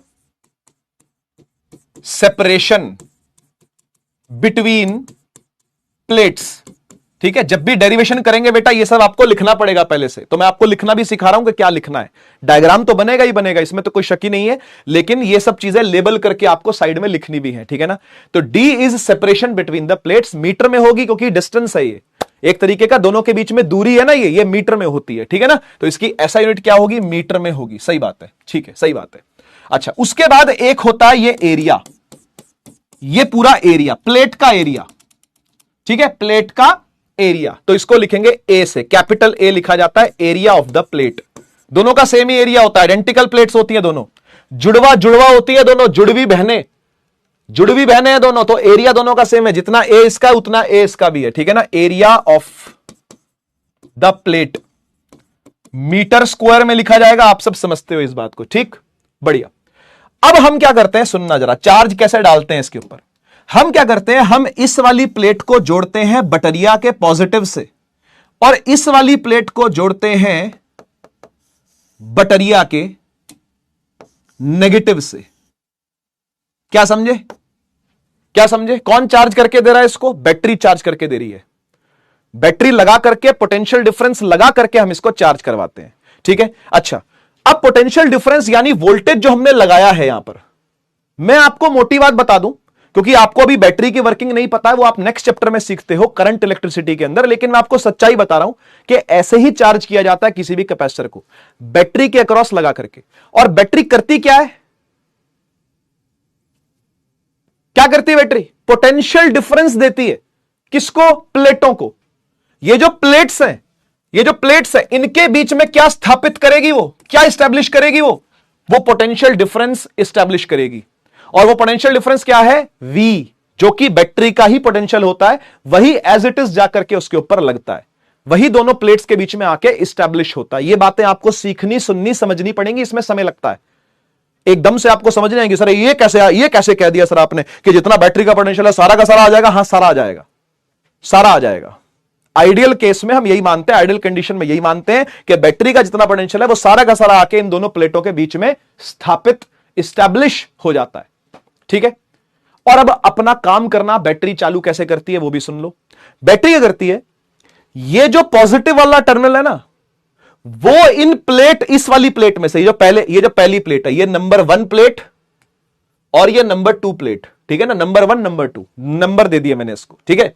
अब नंबर 1 प्लेट में से क्या करेगी बैटरी, इलेक्ट्रॉन खींचना चालू कर देगी, समझिएगा, इलेक्ट्रॉन खींचना। क्यों खींचती है, अरे बैटरी का पॉजिटिव टर्मिनल क्या करेगा, अट्रैक्ट ही तो करेगा।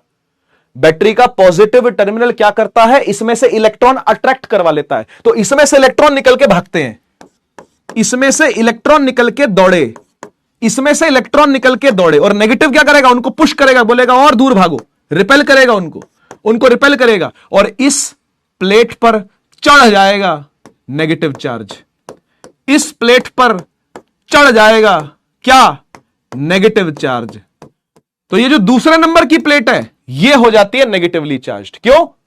क्योंकि इसके जो इलेक्ट्रॉन्स हैं वो खींच खींच के इस पर चढ़ाने चालू कर दिए, इसके इलेक्ट्रॉन खींचे इस पर चढ़ाने चालू कर दिए। अब मुझे एक बात बताओ, अगर किसी के इलेक्ट्रॉन जाएंगे तो वहां पे डोमिनेशन किसका हो जाएगा? यार एक शहर है, इमेजिन करो एक शहर है, उस शहर के अंदर 100 पुलिस वाले और 100 चोर हैं, 100 चोर हैं और 100 पुलिस वाले, 100 पुलिसमैन है एंड 100 थीव्स हैं। मैंने सारे थीफ उठा करके दूसरे शहर में ट्रांसफर कर दिए, सारे थीफ पकड़े दूसरे शहर में डाल दिए, तो ये बताओ अब उस शहर के अंदर कौन डोमिनेट करेगा? पुलिस वाले। तो यहां पर किसका डोमिनेशन हो जाएगा? पॉजिटिव चार्जेस का। यानी ये प्लस वाली प्लेट कैसी हो जाएगी बेटा? ये पॉजिटिवली चार्ज्ड हो जाएगी। बोलो हां या ना, क्योंकि इसको इलेक्ट्रॉन डेफिशिएंसी हो गई है, इसको एक बीमारी हो गई है जी, उस बीमारी का नाम है इलेक्ट्रॉन डेफिशिएंसी। समझ पाते हो इस बात को? एक बीमारी होती है ये, इलेक्ट्रॉन की कमी हो जाना। तो इलेक्ट्रॉन की याद में पल पल रोया, नाम क्या है उसका? प्रोटॉन, मतलब पॉजिटिवली चार्ज। तो यहां पर ये प्लेट क्या बन जाएगी बेटा? पॉजिटिवली चार्ज हो जाएगी, क्योंकि इसके इलेक्ट्रॉन जा चुके हैं। क्या बात समझे? ये सीन होता है। इसके बाद ये हमारे मन की बात होती है, मन की बात, हां ये हमारे मन की बात होती है कि हम इसमें से बाद में बैटरी डिस्कनेक्ट कर दे चाहे, क्योंकि हमारा काम हो गया। हम बहुत मतलबी लोग हैं भाई, हमारा काम खत्म होता है, हम बैटरी को उठा के फेंक देते हैं, हम कहते हैं चल तेरा काम हो गया तू निकल। तो बाद में ऐसा भी हो सकता है, अभी मैं वो चीजें नहीं, उन चीजों पे नहीं आ रहा मैं, लेकिन ऐसा भी हो सकता है कि हम बाद में बैटरी को हटा दें, बोले बैटरी जी आप जाओ, अब आपका काम हो गया। तो ये वाली प्लेट हमारे लिए बन गई पॉजिटिवली चार्ज्ड प्लेट, और ये वाली प्लेट हमारे लिए बन गई नेगेटिवली चार्ज्ड प्लेट। ठीक है? और जितना चार्ज इसके ऊपर नेगेटिव में है, उतना ही चार्ज इसके ऊपर क्या होगा?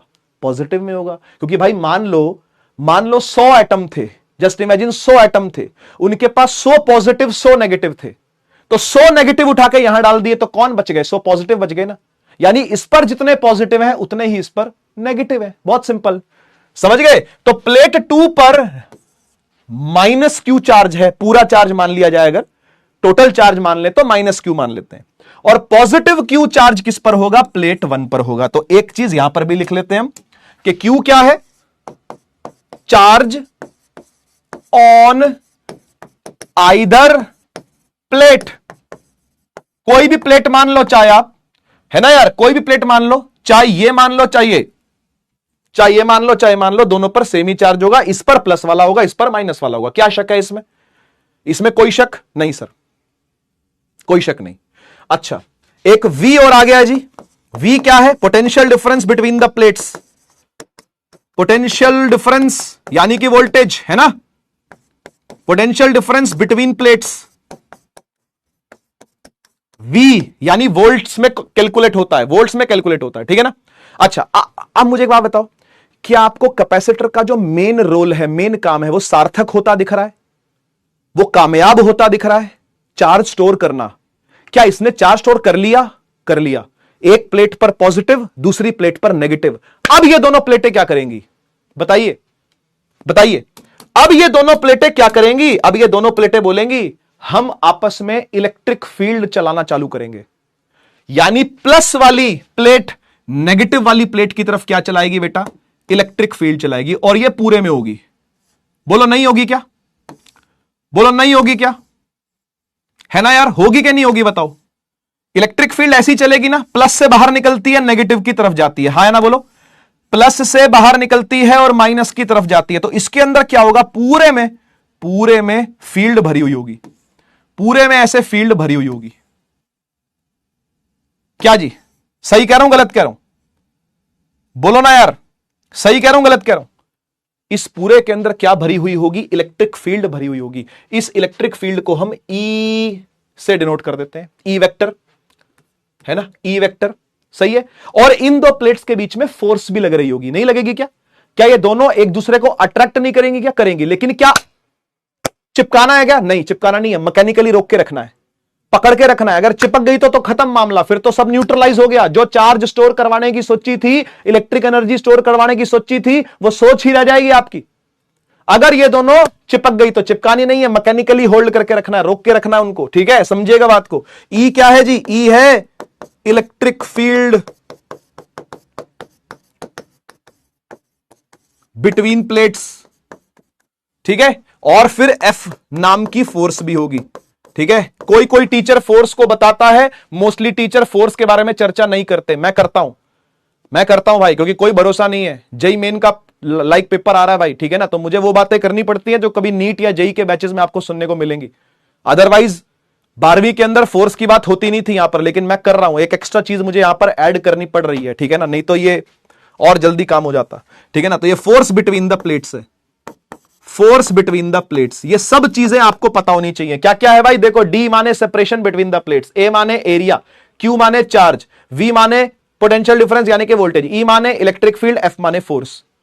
ठीक, क्लियर है बात? अब हम निकालने वाले हैं कैपेसिटेंस का formula of a parallel plate capacitor. एक छोटी सी डेरिवेशन है, जरा ध्यान से देखिएगा बेटा कैसे होती है। ठीक है ना, नजरें पूरी तरीके से आपकी स्क्रीन पर गड़ी हुई होनी चाहिए। ठीक है, आ जाओ, शुरू करेंगे बिल्कुल बेसिक कैपेसिटेंस के फॉर्मूले से। Q is equal to CV होता है। हां सर, हर बच्चा जानता है, हर बच्चा जानता है। यहीं से हम लोग C निकालेंगे, बोलो हाँ या ना।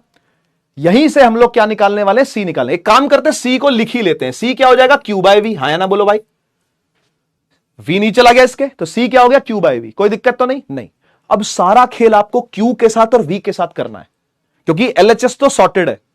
अरे बोलो हाँ या ना। अगर डिराइव करने जा रहे हैं फॉर्मूले को बेटा, तो स्टेप बाय स्टेप अपने माइंड में स्ट्रेटेजी बनानी पड़ती है कि अब से 2 स्टेप बाद मैं क्या सोचूंगा, अब से 2 स्टेप बाद मेरे पास क्या चारा है। हिट एंड ट्रायल लगा के देखने पड़ते हैं अपने को। ठीक है ना, तो मैंने सी को एक तरफ कर लिया, एलएचएस सॉर्टेड हो गया। अब आरएचएस के अंदर मुझे खेल करना है, आरएचएस के अंदर ही मैं सारे खेल रचाऊंगा। और रचाते हैं। ठीक है, हम क्या करेंगे? देखो, हमें यह बात पहले से पता है, कि V E इंटू डी है। सर ये कौन सा फॉर्मूला? ये तो आज तक नहीं देखा हमने, कि वोल्टेज को इलेक्ट्रिक फील्ड इंटू डिस्टेंस लिख रहे हो। पहले से ही लिख रहे हो आप। ये मैंने कोई पहली बार नहीं लिखा। दिखाऊं या कहां से आया? इधर आ, यादों की बारात ले आजा। क्या E को dV बाय dr लिखते हैं कि नहीं लिखते? जल्दी से बताओ, लिखते हैं कि नहीं लिखते? वही तो है, ये वही तो है। dr को ले गए E के साथ, तो dV क्या बन गया बेटा? E dot dr। ये भी आपको याद है कि नहीं याद है? तो मैंने वही तो लिखा है। पोटेंशियल डिफरेंस कितना है? Sir potential difference is V। Electric field कितनी? Electric field is E। और dr क्या होता है? dr होता है डिस्टेंस। मेरे भाई डिस्टेंस कितना है दोनों प्लेटों में? प्लस से माइनस की तरफ चले अगर, पोटेंशियल डिफरेंस कैसे देखते हैं? हाइयर पोटेंशियल, लोअर पोटेंशियल, बीच की दूरी क्या है? D। इस तरफ को मूव कर रहे हैं, इलेक्ट्रिक फील्ड की दिशा में चलोगे पोटेंशियल गिरेगा, इलेक्ट्रिक फील्ड की दिशा में चलोगे पोटेंशियल गिरेगा, इलेक्ट्रिक फील्ड की दिशा में चलेगा तो पोटेंशियल गिरेगा। तो दिशा में चल तो सही, कुछ दूरी तय तो कर। वो दूरी क्या है? वो D दूरी है। तो यहां पर क्या लिखेगा? E dot D. क्या समझा मेरे लाल, या रह गया तू लल्लू लाल? V को उठाएंगे, यहां पुट करेंगे। आजा देख, C is equal to Q बटा ED। आ गया सर फॉर्मूला? नहीं, अभी भी नहीं आया, क्योंकि Q तो नहीं चाहिए।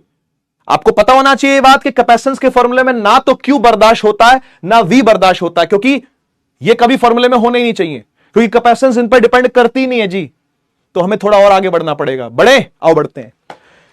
आप मुझे एक बार बताओ, इलेक्ट्रिक फील्ड कितनी होती है जब 2 प्लेटें खड़ी हो ऐसे एक दूसरे के आमने सामने, एक प्लस एक माइनस? तो इलेक्ट्रिक फील्ड बिटवीन 2 प्लेट्स कितना होगा? मैं आपको एक यादों की बारात और देता हूं। एक YKB और लो, चैप्टर 1 का YKB है ये, गॉस लॉ का YKB है ये। बेटा अगर एक सिंगल प्लेट खड़ी है, चार्ज्ड, तो इलेक्ट्रिक फील्ड की वैल्यू होती है सिग्मा बटा 2 एप्सिलॉन नॉट। याद करो। और अगर 2 प्लेटें खड़ी होती हैं, बताई थी, पन्ने पलट और देख, चैप्टर 1 का बिल्कुल लास्ट टॉपिक था ये। चैप्टर 1 का एकदम लास्ट टॉपिक था ये, कि 2 प्लेटें खड़ी हैं अगर, एक पॉजिटिव वाली और एक नेगेटिव वाली, तो दोनों की ही फील्ड इस दिशा में बन के ऐड होती है। एडम ऐड होगी दोनों, और जब दोनों ऐड होंगी तो ये आता है सिग्मा बटा एप्सिलॉन नॉट। चेक कर लेना, निकाल के दिखाया था आपको मैंने निकाल के दिखाया था। दोनों एक ही दिशा में लगती हैं, प्लस से देखना प्लस वाली प्लेट से दूर जा रही है इलेक्ट्रिक फील्ड और माइनस वाली प्लेट की तरफ आ रही है इलेक्ट्रिक फील्ड। क्या ये दोनों फील्डें ऐड नहीं होनी चाहिए? क्या होनी चाहिए। और ऐड होके क्या बनती है बेटा? सिग्मा बटा एप्सिलॉन नॉट बनती है। आप पुट कर दें, यहां पे आजा पुट कर दें, Q डिवाइड बाय E की जगह पर sigma bye epsilon naught into D. अभी भी सर क्यों नहीं हटा? तो हटाएंगे ना। देख बेटा, क्या तू सिग्मा को लिख सकता है चार्ज अपॉन में एरिया? क्योंकि सिग्मा होता ही सरफेस चार्ज डेंसिटी है, हाँ या ना बोल। We already know that sigma is equal to Q by A. क्या मैं सिग्मा की जगह पर क्यू बाय ए पुट कर दूं? कर दो सर, कर ही दो सर। अब आप तो ये C बराबर क्या आ जाएगा? Q डिवाइड बाय सिग्मा है, सिग्मा की जगह पर आपने Q बाय A लिख दिया, बगल में एप्सिलॉन नॉट है और यहां पे D है।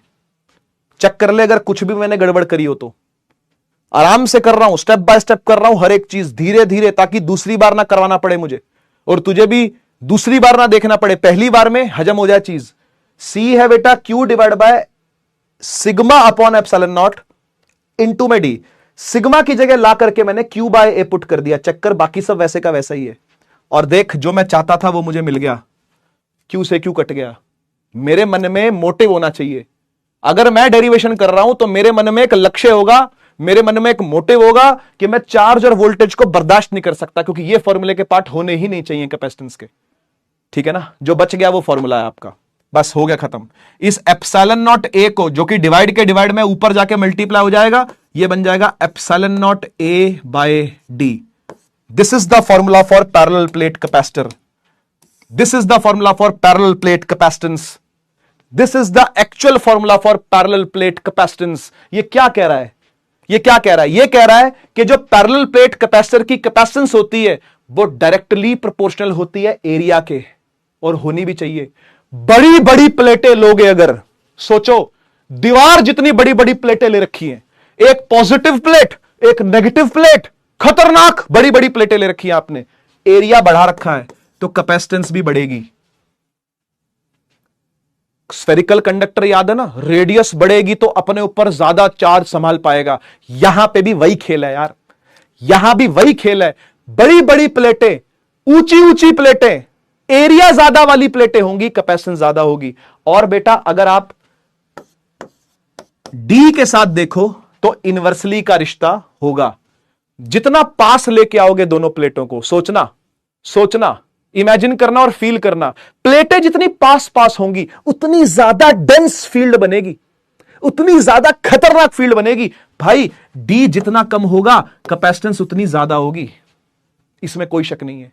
तो पास पास लेके आना, लेकिन चिपका मत देना कि चिपक तो जाएंगी, वो अट्रैक्ट कर रही है ना एक दूसरे को, चिपक तो जाएंगी पर चिपकने नहीं देनी, दोनों होल्ड करके रखनी है। मैकेनिकल फोर्स लगा के होल्ड करके रखनी होती है, और वो कैसे लगती है वो सब इंडस्ट्री के काम है। ठीक है? और तीसरी चीज बेटा एप्सिलॉन नॉट, यानी मीडियम डिपेंडेंट भी है। ठीक है? तो यहां से तीन चीजें हम लोग निकाल पाए। ठीक है? कि C depends on number 1 medium, inside नहीं, बिटवीन प्लेट्स। नंबर 2 ए यानी एरिया ऑफ द प्लेट, और तीसरा सेपरेशन, माने दोनों के बीच की दूरी। इन चीजों पर C डिपेंड करता है। आप डायरेक्टली और इनवर्सली वो आप देख सकते हो। ठीक है जी, ये पूरा मामला समझ में आ गया। फिर से रिपीट कर रहा हूं, जरा से जल्दी से सुन लीजिएगा। हमने कैपेसिटेंस निकालनी है एक पैरेलल प्लेट कैपेसिटर की। जी बिल्कुल सही बात है। Q is equal to CV formula होता है, C निकाल लिया Q बाय V से, बढ़िया। क्या वोल्टेज को ED लिख सकते हैं? जी बिल्कुल लिख सकते हैं। वोल्टेज को ED लिखा जा सकता है। कहां से आया? इधर से आया। dr चला गया E के साथ, तो E इंटू डिस्टेंस ही है, और D ही डिस्टेंस है जिसमें इलेक्ट्रिक फील्ड चल रही है, जिसमें इलेक्ट्रिक फील्ड जा सकती है, जिसमें पोटेंशियल डिफरेंस देखा जा सकता है। तो ED V की जगह पर ED पुट कर दिया, E को सिग्मा बटा एप्सिलॉन नॉट पुट कर सकते हो क्योंकि दो प्लेटें हैं, तो नेट इलेक्ट्रिक फील्ड दोनों की ऐड होके आएंगी, तो सिग्मा बटा 2 एप्सिलॉन नॉट प्लस सिग्मा बटा 2 एप्सिलॉन नॉट मिलके होता है सिग्मा बटा एप्सिलॉन नॉट, वही यहां पर लिखा गया है। फिर इस सिग्मा को Q बाय A पुट कर दिया, Q से Q काट के ऊपर ले गए और सारी कहानी इस प्रकार से चली है। ठीक है, नोट कर लीजिएगा बेटा, सारी काम की चीजें हैं। आगे बढ़ते हैं, अब बारी आती है फोर्स बिटवीन द प्लेट्स। ठीक है, ये टॉपिक आपको एनसीईआरटी में नहीं मिलेगा, एनसीईआरटी का आपको रेफरेंसेस में भी नहीं मिलेगा ये टॉपिक। ठीक है ना, लेकिन जेई वाले करवाते हैं इसको, जेई के लेक्चर्स के अंदर आपको ये चीज मिलेगी। ठीक है ना, तो फिर मुझे भी करवानी पड़ रही है क्योंकि भाई लेवल नहीं पता कितना हो सकता है। ठीक है ना, पेपर का, इसलिए आप सीख लो, कोई बात नहीं, कुछ ज्यादा सीखने में जाता नहीं कुछ। ठीक है, plus Q minus Q, D distance है ना, ए एरिया, वो सब आपको पता है। ठीक है ना, चार्ज आया हुआ है इसके ऊपर, बढ़िया, इलेक्ट्रिक फील्ड चल रही है इसके भीतर, है ना, इलेक्ट्रिक फील्ड इसके भीतर चालू है। अब आपको फोर्स निकालनी है, तो फोर्स हमेशा एक की दूसरे पर देखी जाती है। Force exerted by one plate on another, एक की दूसरे पर देखी जाती है। यह बहुत ही बेसिक सी बात है, मतलब बेसिक सा फिनोमेना है। फोर्स ऐसे ही देखी जाती है, एक की दूसरे पे। मैं किसी पर फोर्स लगा रहा हूं तो मैं ही नहीं बोलूंगा कि हम में फोर्स लग रही है, मैं बोलूंगा मैंने तेरे पे फोर्स लगाई है। और जब वो मुझ पे लगाएगा तो वो ये बोलेगा कि मैंने तुझ पे लगाई, वो नहीं बोलेगा कि हम में फोर्स लगी है। ये कोई मतलब नहीं होता, ये गलत सेंस है बोलने की, हम में फोर्स लगी है, मैंने तुझ पे लगाई है। तो ऐसा बोलेंगे कि प्लस वाली शीट माइनस वाली शीट पर फोर्स लगा रही है, ऐसा मान लो। अब मुझे बताओ, फोर्स क्या QE नहीं होती क्या? अरे बोलो ना यार, क्या फोर्स QE नहीं होती क्या? इलेक्ट्रिक फोर्स को QE लिखते हैं ना हम। हाँ sir, we already know that कि F बराबर QE। अच्छा, यहां पर चार्ज कितना है? यहां पर चार्ज है कैपिटल Q, मैग्नीट्यूड ले लो बस, आपको कोई साइन लेने की जरूरत नहीं है, सिर्फ मैग्नीट्यूड से काम चलाओ। ठीक है ना, चार्ज कितना है? Capital Q। और E इज इलेक्ट्रिक फील्ड। अब सवाल यह उठता है कि इलेक्ट्रिक फील्ड कौन सी? इलेक्ट्रिक फील्ड कौन सी? तो जो प्लेट फोर्स लगा रही है ना, उसी की electric field. Net electric field ना लिख दियो लल्लू लाल कहीं के, नेट इलेक्ट्रिक फील्ड ना लिख दियो। ये प्लस वाली प्लेट ने जितनी इस पॉइंट पर फील्ड बनाई है, यहीं पर है ना दूसरी प्लेट यही है ना, तो यहां जो इलेक्ट्रिक फील्ड सिर्फ इस प्लेट ने बनाई है, ओनली वन प्लेट ने जो बनाई है, वो लिखनी है आपको। समझ गए ना? तो यहां मैं लिख देता हूं E, ठीक है ना, किसकी? सिंगल प्लेट की। सिंगल प्लेट का E लिखना है आपने। बच्चे गड़बड़ करते हैं, डबल प्लेट का मतलब नेट इलेक्ट्रिक फील्ड लिख देते हैं सिग्मा बटा एप्सिलॉन नॉट। नहीं, यहां पर आपको लिखना है Q multiply by E single plate का, क्योंकि इसकी इस पर देख रहे हैं इसलिए कहानी चल रही है। ठीक है ना, सिग्मा बटा 2 एप्सिलॉन नॉट, क्योंकि सिंगल प्लेट के लिए, सिंगल शीट के लिए, है ना, इनफाइनाइट शीट याद है ना, उसके लिए सिग्मा बाय 2 एप्सिलॉन नॉट होता है। तो सिग्मा बाय 2 एप्सिलॉन नॉट ही लिखना है आपने यहां पे। अब सिग्मा को हटा यहां से और Q बटा A कर दे।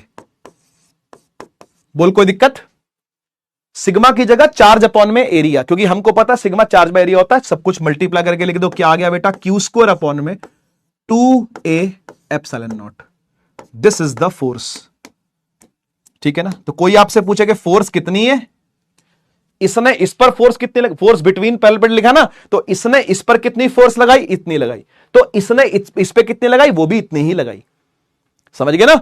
इसने इस पर जो फोर्स लगाई वो भी यही है, और इसने इस पर जो फोर्स लगाई वो भी यही है। मैग्नीट्यूड निकाला है इसका। ठीक है ना, लिख देता हूं नॉट इन एनसीईआरटी। ठीक है, लेकिन फिर भी अपने नोट्स में लिख लेना, भरोसा कोई नहीं है भाई। ठीक है, आगे चलते हैं। बहुत इजी चीज है।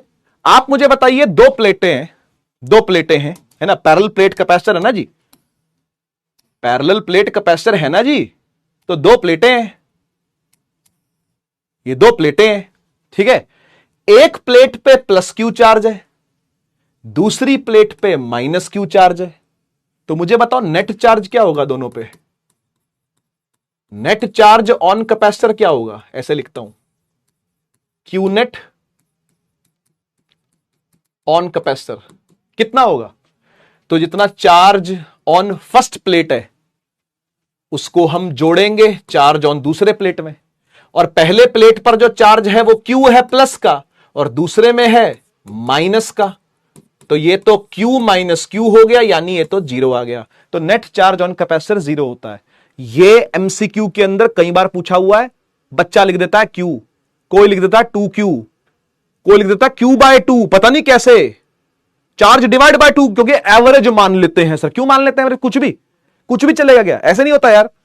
इस प्लेट पर प्लस Q है, इस प्लेट पर माइनस Q है, नेट चार्ज तो दोनों को जोड़ के ही आएगा। अब पूरे कैपेसिटर का अगर चार्ज पूछा हुआ है, इस पूरे कैपेसिटर का अगर चार्ज पूछा हुआ है तो वो तो जीरो है जी, वो तो जीरो है, ठीक है ना। हां, यह बात सही है कि अगर कोई सिंगल प्लेट का पूछे आपसे तो आप Q लिखोगे। कोई एक प्लेट की बात करे, चाहे प्लस या माइनस, वो डिपेंड करता किसकी बात हो रही है, आप Q ही लिखोगे। नेट चार्ज कोई बोले तो जीरो। बहुत इजी बात थी, आगे बढ़ते हैं। चलिए, एक सवाल आया, मैं पढ़ देता हूं पहले सवाल को, फिर पोल लगाता हूं। Intensity of electric field at a point between the plates of a charge capacitor. आपको इलेक्ट्रिक फील्ड की चर्चा करनी है, ठीक है, between the plates of a charge capacitor. एक कैपेसिटर चार्ज है, उसके बीच में जो इलेक्ट्रिक फील्ड होती है उसकी चर्चा आपको करनी है। चार ऑप्शन में से कौन सा सही होगा आपको बताना है, ठीक है। 30 सेकंड के समय से ज्यादा समय देने की जरूरत नहीं है, करिए भाई।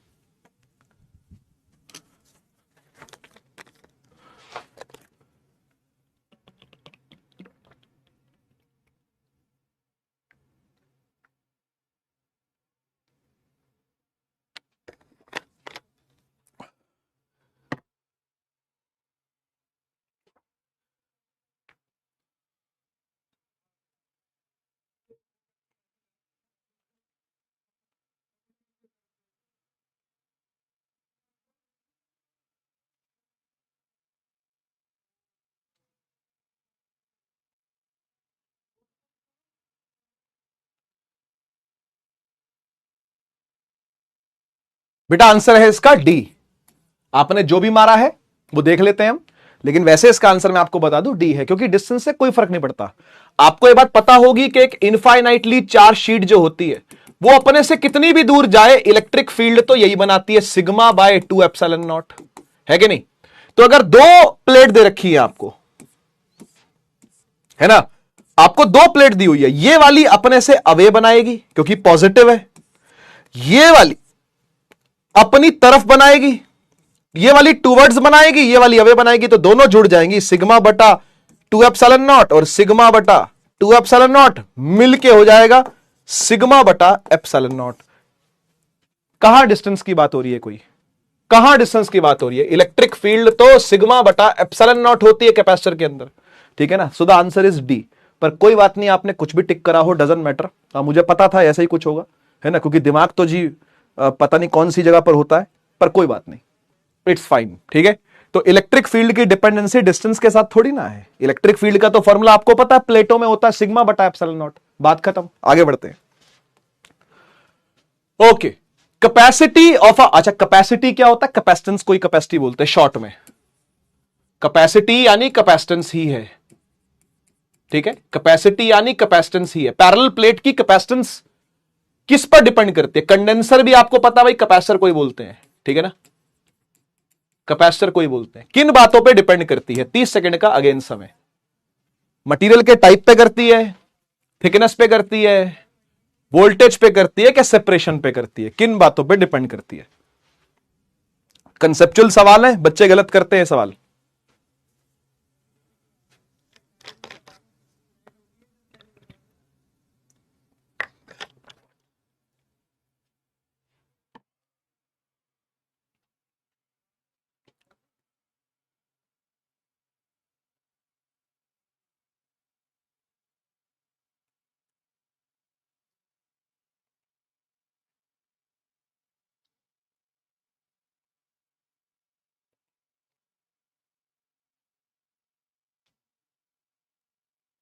जी मालिक, अभी अभी हमने फाइंड किया था कि कैपेसिटेंस एक पैरेलल प्लेट कैपेसिटर का फॉर्मूला जो हमने डिराइव किया वो होता है epsilon naught A by D. अब इस फॉर्मूले में मेटल का टाइप तो नहीं है कहीं पे भी? कहीं मेटल के टाइप की बात हो रही है कि जो प्लेट है वो किसकी, कॉपर की प्लेट है है, या एल्युमिनियम की प्लेट है, नहीं ऐसा कुछ नहीं है, ऐसा कुछ नहीं है। कई प्लेट की थिकनेस की बात है कि शीट कितनी मोटी है, जो शीट आपने ली है वो मोटी कितनी है, उससे भी कोई फर्क नहीं पड़ता भैया। पोटेंशियल ये तो सवाल ही नहीं उठता, इस पर तो गुस्सा आ जाएगा। सी जिसने मारा होगा वो पिटेगा मेरे से, वो उसको तो एक रैप्टा खुद के लगाना चाहिए, वो भी गुद्दी पे। गुद्दी पे ऐसा मारना, जिन्होंने सी मारा है ना, इतना इतना जोर से मारे कि गुद्दी लाल हो जाए, इतना जोर से खुद ही के मारना पड़ेगा आपको, क्योंकि मैं तो नहीं हूं मारने के लिए। आंसर इसका डी है, सेपरेशन। सेपरेशन के साथ इनवर्स रिलेशन है। प्लेटें जितनी पास पास होंगी कैपेसिटी उतनी ज्यादा आएगी, सीधी बात समझ लो। हाँ, ये 18% वाले जरूर गुद्दी लाल करें, अपनी करें, स्वयं करें, ठीक है। नाम पढ़ ले बेटा बाकी सब बच्चे। चलिए ठीक है, तो होपफुली आपको कहानी समझ में आई। हट जाए यार, धन्यवाद आपका। सब्जेक्टिव सवाल मैं करवाता हूं। Capacity of a parallel plate condenser is C, ठीक है जी, कैपेसिटी सी है, मतलब कैपेसिटेंस सी है। When the distance between the plates is halved, okay, तो कैपेसिटी का क्या होना है बताइए जरा, बताइए बताइए बताइए भाई। अगर पहले डी है डिस्टेंस, इनिशियली डिस्टेंस डी है, बाद में हाफ कर दिया यानी d/2 कर दिया, और पहले कैपेसिटेंस सी थी, तो बाद में इसको सी डैश ले लो। क्या टेंशन है, क्या टेंशन है?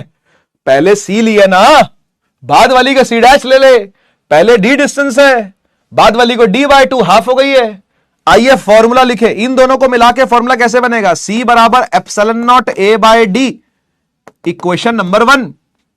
इसके लिए कैसे लिखोगे? C dash is equal to epsilon naught A/D/2, आए ना बोल, इक्वेशन नंबर 2। सही हूं कि नहीं? सही बोल रहा हूं कि नहीं? ये फॉर्मूला तो आपको याद होना चाहिए, अब इतनी बार लिख चुका, epsilon naught A/D, epsilon naught A/D, epsilon naught A/D, epsilon naught A/D, epsilon naught A/D। Capacitance का फॉर्मूला होता है एप्सिलॉन नॉट A/D, तो इन दोनों को मिला के तो यही बनेगा, और इन सारे पैरामीटर्स के हिसाब से तो ये बनेगा, ठीक। बस दोनों को डिवाइड दे दो यार, दोनों को कंपेयर कर लो, रेशियो निकाल लो, जो मर्जी कह लो इसको, तो C डैश बटा C कर लो, ठीक है ना। C डैश क्या होगा बेटा? एप्सिलॉन नॉट A/D/2 और whole divide by epsilon naught A/D। Epsilon naught से एप्सिलॉन नॉट गया, A से A गया, D से D गया। यहां जो हाफ था, देखियो यहां जो हाफ था ये 2 ऊपर चला जाएगा बस, है ना, ये 2 ऊपर चला जाएगा, तो यहां पे 2/1 आ जाएगा, और ये C डैश बाय C, ये C चला गया इधर और C डैश आ गया बेटा 2C, ठीक है। सब्जेक्टिवली करना है तो ऐसे ही करना पड़ेगा, ठीक है। अगर सब्जेक्टिव सवाल आएगा तो ऐसा ही आंसर देना, नहीं तो आप दिमाग से भी सोच सकते थे, आप दिमाग से भी सोच सकते, इसके लिए आपको पेन उठाने की आवश्यकता नहीं है, आप माइंड से भी सोच सकते थे ये बात कि भाई फॉर्मूला होता है एप्सिलॉन नॉट A/D, है ना, यानी कि C का D के साथ इनवर्स रिश्ता है, C का D के साथ इनवर्स रिश्ता है। आपने सेपरेशन आधी कर दी तो कैपेसिटेंस तो दुगनी होनी है। अगर आप D कम कर रहे हो, भाई पहले प्लेटों में इतना डिस्टेंस था, अब प्लेटों में इतना डिस्टेंस कर दिया आपने, तो कैपेसिटेंस तो बढ़ेगी, और उसी फैक्टर से बढ़ेगी जिस फैक्टर से सेपरेशन घट रही है, ठीक है ना। तो D जितना घटेगा C उतना बढ़ेगा। क्लियर बात? आगे चलते हैं, चलो एक बार ये आप ट्राई करो, सवाल खुद से पढ़ के ट्राई करना।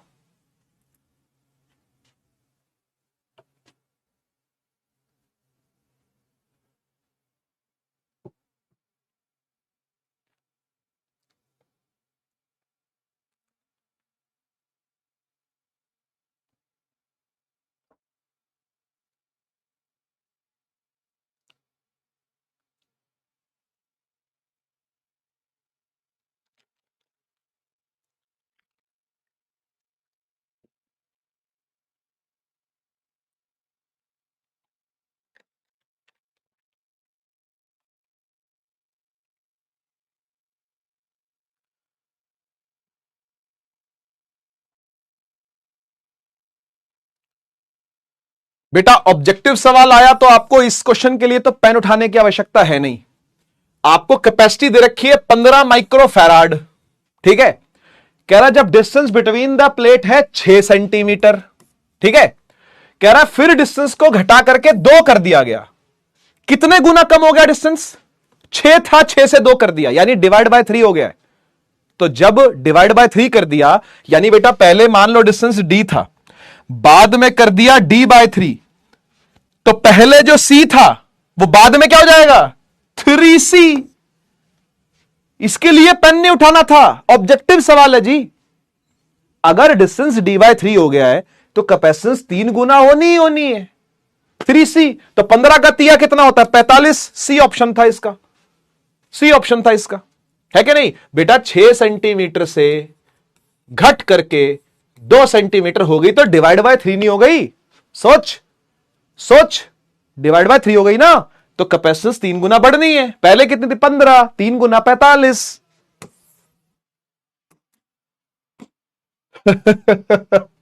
कोई बात नहीं, कोई बात नहीं, दोबारा लगाना, ठीक है ना, दोबारा लगाना, कोई बात नहीं, आ जाएगा, आ जाएगा, धीरे धीरे आता है, कोई बात नहीं। होमवर्क है आपका, ट्राई करिएगा इसको, ठीक है। सवाल दे दूं, सवाल बता दूं क्या है। Capacitor of a parallel plate area, area आपको दिया हुआ है 4 सेंटीमीटर स्क्वायर, सेंटीमीटर में नहीं होना चाहिए, मीटर में कन्वर्ट करना है, सबको एसआई यूनिट में लेके आना आपने, ठीक है। सेपरेशन बिटवीन द प्लेट्स आपको दे रखा है 0.04 मिलीमीटर, मिलीमीटर को भी मीटर में चेंज करना है, अब ये करना छठी क्लास में सिखाया जाता है। Connected to a 3 volt battery, बढ़िया। तो कैपेसिटेंस निकालनी है और चार्ज निकालना है, ठीक है ना। कैपेसिटेंस आपको पता है इस फॉर्मूले से आएगी, हिंट दे रहा हूं, epsilon naught A by D, सबकी वैल्यू पुट करोगे सी आ जाएगा। चार्ज निकालना है तो Q is equal to CV, ये करना है आपको, है ना। फॉर्मूला याद है ना, पहले से ही बता रखा है formula, Q is equal to CV. C की वैल्यू यहां से निकाली, यहां पुट कर दी, V आपको दे रखा है 3, करना मल्टीप्लाई, बताना क्या आता है, ठीक है। नेक्स्ट क्लास में डिस्कस करेंगे इस चीज को। आइए हम अपने दूसरे टॉपिक पर चलते हैं, energy stored in a capacitor. एक कैपेसिटर में एनर्जी कितनी स्टोर होती है बेटा। एनर्जी स्टोर होने का और कोई मतलब नहीं है, सीधा मतलब है कि जो चार्ज आके इस पे चढ़ा है ना, जो चार्ज आके इस पे चढ़े हैं, चढ़े हैं कि नहीं चढ़े भाई, अरे बोलो ना यार, चार्ज आके इस पे चढ़े हैं कि नहीं चढ़े, चढ़े हैं, ठीक है ना। तो उनके बीच में कुछ सेपरेशन के चलते, है ना, कुछ चार्ज के चलते कुछ इलेक्ट्रिक फील्ड भी होगी, बिल्कुल होगी, क्योंकि ये प्लस प्लेट है, ये माइनस प्लेट है ना। तो इनके बीच में इलेक्ट्रिक फील्ड भी आएगी, ऑब्वियसली आएगी, ई इलेक्ट्रिक फील्ड भी होगी, पोटेंशियल डिफरेंस वी भी होगा, है ना, वी पोटेंशियल डिफरेंस भी होगा दोनों प्लेट के बीच में। सारी कहानी वैसी की वैसी है, आपको एनर्जी पता करनी है। सबसे पहले बात करते हैं एनर्जी आई कैसे। अच्छा मुझे एक बात बताओ, इस पर इन इन दोनों प्लेटों के बीच में इलेक्ट्रिक फील्ड आई कैसे। पीछे चलते हैं, थोड़ा सा पीछे, रिवर्स में सोचते हैं, है ना, रिवर्स इंजीनियरिंग करते हैं इसकी थोड़ी सी। मान लेते हैं आपको एक कैपेसिटर पहले से दिया हुआ है, इसमें इलेक्ट्रिक फील्ड चालू है, सोचो कहां से आई। सर चार्ज से आई, इस पे चार्ज प्लस, इस पे चार्ज माइनस, उन्होंने इलेक्ट्रिक फील्ड चलानी चालू कर दी, चलो ठीक है। चार्ज कहां से आया, चार्ज कहां से आया, कौन लाया चार्ज। सर बैटरी जोड़ी थी, पोटेंशियल डिफरेंस, बैटरी जोड़ी थी, पोटेंशियल डिफरेंस जोड़ा था, इसलिए चार्ज चढ़ा है। अच्छा, यानी पोटेंशियल डिफरेंस जोड़ा है, यानी बैटरी जोड़ी थी, तो बैटरी ने कुछ ना कुछ काम किया होगा। बैटरी क्या करती है, वर्क डन, अरे हां या ना बोलो, बैटरी क्या करती है, वर्क डन। तो बैटरी ने इस पर क्या किया है, वर्क डन। और बेटा वर्क डन होता है क्यूवी, हां या ना बोलो, है ना। वर्क डन क्या होता है बेटा, क्यूवी, यस और नो। तो एक काम करते हैं, एक काम करते हैं, हम ये मान लेते हैं कि हमने कोई बहुत बड़ा वर्क डन नहीं किया, छोटा छोटा छोटा छोटा छोटा छोटा चार्ज धीरे धीरे धीरे धीरे धीरे धीरे चार्ज चढ़ा चढ़ा के लाए हैं, ऐसा मान लेते हैं, ठीक है सर, मान लेते हैं। तो मैंने किया बहुत छोटा काम डीडब्ल्यू, ठीक है, छोटा सा काम किया डीडब्ल्यू, और ये होगा क्यू डीवी, हां या ना बेटा, यही होगा क्यू डीवी, सही है। अच्छा तो एक काम करते हैं, अगर मुझे पूरा वर्क डन निकालना है तो मैं इंटीग्रेशन क्यू डीवी करूंगा। क्या बात समझ में आती है, क्योंकि मैंने दोनों तरफ मान लो इंटीग्रेट कर दिया ऐसे ऐसे, है ना, दोनों तरफ मान लो इंटीग्रेट कर दिया, तो डीडब्ल्यू डीडब्ल्यू डीडब्ल्यू जुड़ के क्या बन जाएगा, डब्ल्यू बन जाएगा, और इंटीग्रेशन क्यू डीवी अंदर रह जाएगा। क्या ऐसा ही होगा, सही बात है, ऐसा ही होगा। अच्छा आप क्या करें,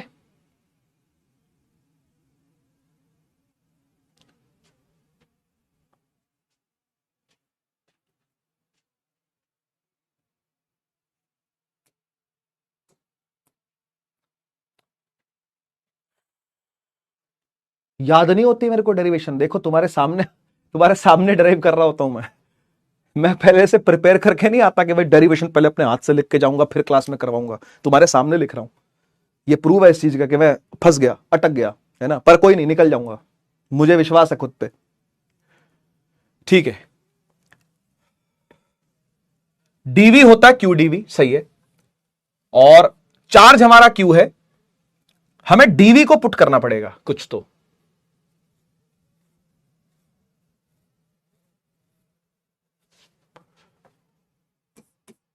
क्या वी को ईडी पुट कर सकता हूं?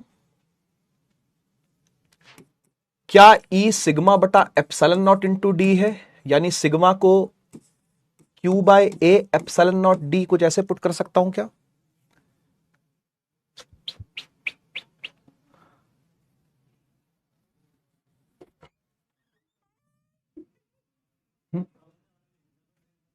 क्या हुआ?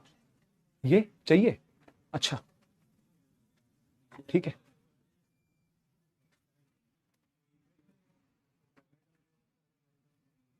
ठीक है। वो ना पैर में लगती है यार, चलते चलते ना, इसीलिए मैंने वहां कर दी थी, पैर में लगती है।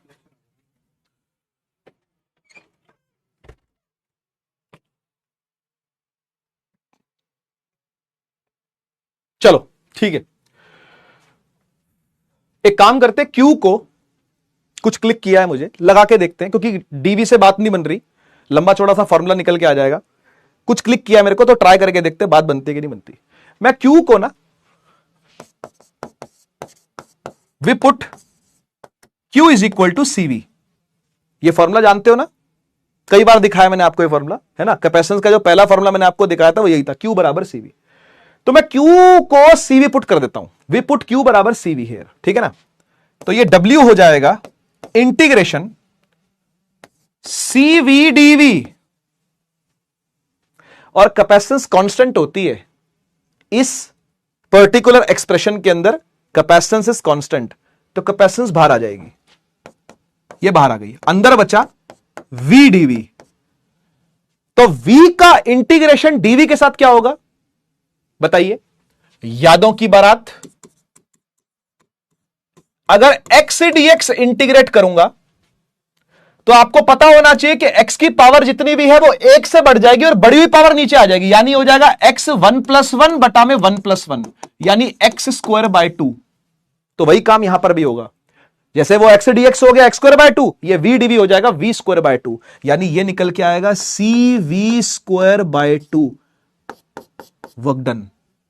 और हमें ये बात पता है कि वर्क डन ही एनर्जी के बराबर होगा, क्योंकि वही वर्क डन ही तो एनर्जी में लगा है ना भाई। जो बैटरी ने काम किया है किस पर, या मतलब चार्ज उठा के यहां से वहां रखे हैं, जो भी एक प्लेट का दूसरे प्लेट पर काम हुआ है, चार्ज उठा के यहां से वहां रखे हैं, वो क्या है, वो एनर्जी के बराबर ही स्टोर होंगे। तो U बराबर क्या आ गया, CV स्क्वायर बाय 2, या फिर इसको आप ऐसा भी लिख सकते हो, half CV square, half CV square, ठीक है जी। तो एनर्जी का फॉर्मूला जो बना यहां से, एक मिनट, एनर्जी का फॉर्मूला जो यहां से बना वो बना U is equal to half CV square, ठीक है। और मैं आपको बता दूं कि एक फॉर्मूला नहीं है, एनर्जी के 3 फॉर्मूले हैं, तीनों को डिराइव नहीं करना, बस एक दूसरे के अंदर पुट करके वैल्यू निकालनी होती है, ठीक है।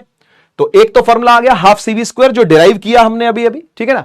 दूसरा फॉर्मूला Q के टर्म्स में निकालते हैं, ठीक है। तो C की जगह पर Q बाय V रख लेते हैं, ठीक है। देखो जरा, हाफ C की जगह पर Q बाय V रखा, यहां पे V स्क्वायर है, एक V से एक V उड़ गया, तो U आ गया हाफ QV, ये दूसरा फॉर्मूला है, एनर्जी का दूसरा फॉर्मूला है हाफ QV, ठीक है। और एक रखते हैं C और Q के बीच में, तो Q is equal to CV, C और V के बीच का आ गया, Q और V के बीच का आ गया, C और Q के बीच का रखते हैं, तो V उड़ाते हैं यहां से V कैसे उड़ाएंगे, तो V की जगह पर Q बाय C पुट करना पड़ेगा, हाफ Q, और V को ऊपर ले गए, C को नीचे ले आए, है ना, समझ पा रहे हो। V उड़ाना है मुझे यहां से, तो V ऊपर C नीचे, ये Q बाय C आ गया, तो Q square by 2C, Q square by 2C, ये भी एनर्जी का ही फॉर्मूला है, ये भी एनर्जी का ही फॉर्मूला है। तो 3 फॉर्मूले हैं जी एनर्जी के। सर कब कौन सा यूज होगा, तो जरूरत के अनुसार देखा जाएगा, कब कौन सा यूज होगा ये जरूरत के अनुसार देखा जाएगा, ठीक है ना। एनर्जी के 3 फॉर्मूले और तीनों को डिराइव नहीं करना, कोई एक भी डिराइव कर दो, बाकी दोनों उसमें से निकल आते हैं, ठीक है ना। जैसे मैंने पुट पुट करके निकाले हैं वैसे ही आपको पुट पुट करके निकालने हैं, ठीक है ना। प्रैक्टिस करनी पड़ेगी इसकी, एक आध 2 बार हाथ से लिखोगे हो जाएगी, ठीक है ना। और याद रहेगा अगर आपको तो फिर अच्छी बात है, ठीक है ना। जैसे मैंने कुछ हिट एंड टर्न लगा के देखे तब मैं पकड़ पाया, तब मैं पहुंच पाया यहां तक, ठीक है ना।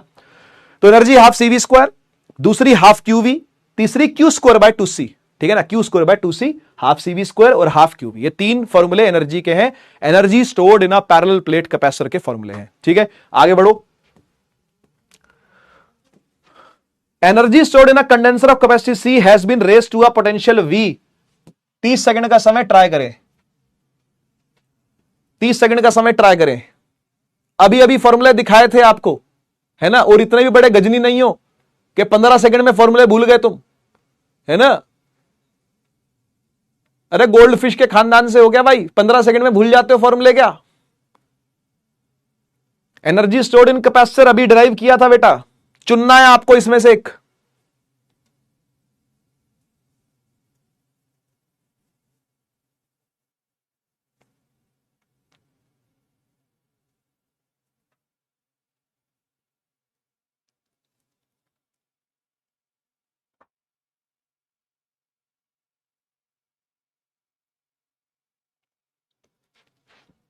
फॉर्मूला पकड़ना था यार, कुछ नहीं है, हाफ CV स्क्वायर आंसर है इसका। वो देख 1/2 CV स्क्वायर लिखा तो हुआ है ना। एनर्जी स्टोर्ड यानी U से डिनोट होती है ना। 3 फॉर्मूले है बेटा, फिर से लिख के दिखा रहा हूं, half CV square, half QV और Q स्क्वायर बाय 2C। ये 3 फॉर्मूले नहीं भूलने आपने, तीनों में से कोई भी कभी भी कहीं भी यूज हो सकता है, तो आपको सारे याद करने। क्या बात है, 72%। उम्मीद मुझे नहीं थी इतने सारे परसेंटेज की, लेकिन ठीक है, आंखें नाक कान सब खुल रखा है तुम्हारा, ठीक है, तो अच्छी बात है। एक और सवाल, इजी सवाल, 30 सेकंड का समय। पीको फैरेड है वो, PF, वो पीको फैरेड है, PF देख लेना एक बार।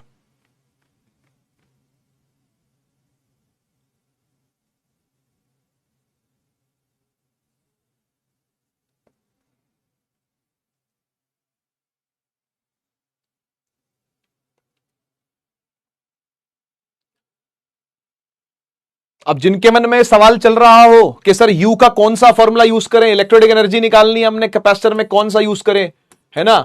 हाफ CV स्क्वायर करें कि Q स्क्वायर बाय 2C करें कि हाफ QV करें, तो बेटा जरूरत के हिसाब से पुट करना होता है।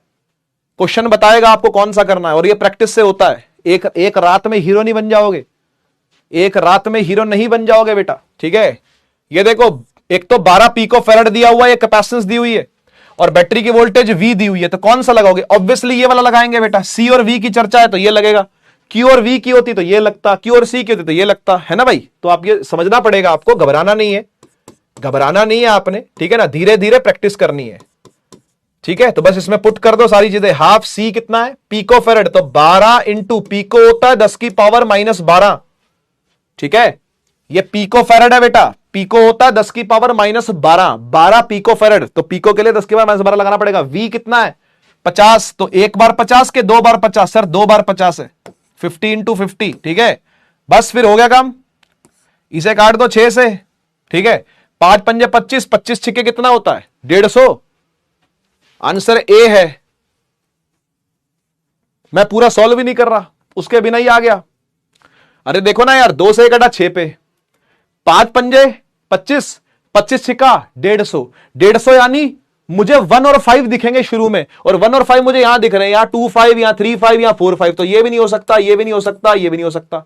आंसर A है, ठीक है ना। पूरा सॉल्व करने की जरूरत नहीं है, अगर MCQ है तो इतने में काम आपका चल जाएगा। थोड़े ना लगे हो सॉल्व करने में, 6 5 30, 5 3 15, ओके ओके 15, यस। नाउ 0 0, 6 5 30, ओ एक 0 और रह गया, और ये 2 0 और आ गए, यस। एंड 10 की पावर -12। अब क्या करूं सर, अब क्या करूं भाई, 3 0 है, और डेसिमल कर दोगे, डेसिमल भी लगा दोगे तो 4 0 हो जाएंगे, है ना। 1.5 इंटू 10 की पावर 4 इंटू 10 की पावर -12, इसे सॉल्व करोगे तो आंसर आएगा 1.4 इंटू 10 की पावर -12 में से 4 गए 8 joule. Joule, it's cool, because it's joule. ठीक है, तो जूल में आंसर आ गया 1.5 गुणा में 10 की घात माइनस का 8। ठीक है, क्या बात है, बहुत बढ़िया आंसर दिए सब बच्चों ने, मजा आ गया देख करके, क्या डेमोक्रेसी है। Energy density in a capacitor, energy के साथ जुड़ा हुआ एक चिन्नी मिन्नी सा कॉन्सेप्ट है, छोटा सा कॉन्सेप्ट है। यह कॉन्सेप्ट आने वाले चैप्टरों में 2 जगह पर यूज होता दिखेगा आपको। कौन से चैप्टरों की बात कर रहा हूं नाम नहीं लेंगे, चलो ले लेते हैं।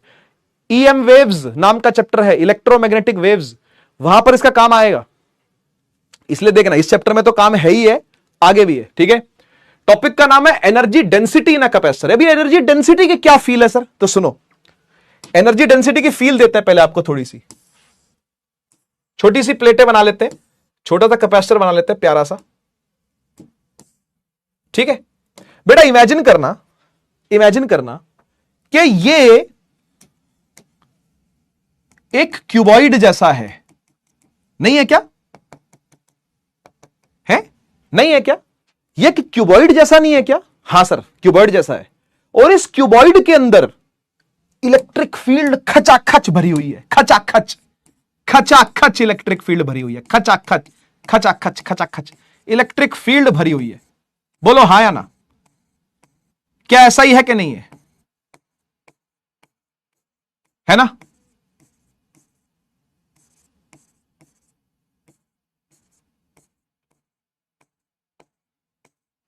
क्या ऐसा ही है कि नहीं है? पूरे में इलेक्ट्रिक फील्ड खचाखच भरी हुई है।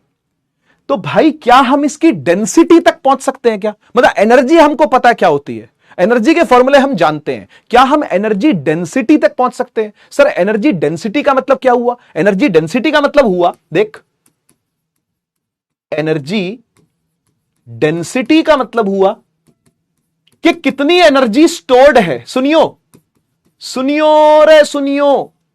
कितनी एनर्जी स्टोर्ड है डिवाइड बाय वॉल्यूम कितनी है आपके कंडेंसर की या कैपेसिटर की। वॉल्यूम कितनी है, जगह कितनी है उसके अंदर। अगर जगह कम है, खचाखच इलेक्ट्रिक फील्ड भरी हुई है, बोलेंगे भाई डेंसिटी बहुत ज्यादा है, हाँ ना बोलो। तो ये कहानी है, समझ गए ना? एनर्जी डेंसिटी क्या होता है? Energy stored divide by volume, और वॉल्यूम इस पूरे का ही लेना पड़ेगा अपने को, है ना? ये क्यूबॉइड का ही वॉल्यूम बेसिकली लेना पड़ेगा अपने को, ठीक है ना? आइए फिर पुट करते हैं इसके अंदर क्या कहानी चलती है। एनर्जी डेंसिटी को डिनोट करते हैं छोटे यू से, ऐसा ही है, मैं क्या बोलूं, एनर्जी डेंसिटी को छोटे यू से डिनोट करते हैं, और एनर्जी स्टोर्ड को कैपिटल यू से करते हैं, आप जानते ही हो। और वॉल्यूम को आप VOL ऐसे करके भी लिख सकते हो, कोई दिक्कत वाली बात नहीं, ठीक है ना? अब चालू करते हैं कार्यवाही। ये छोटा यू है, ठीक है? अच्छा,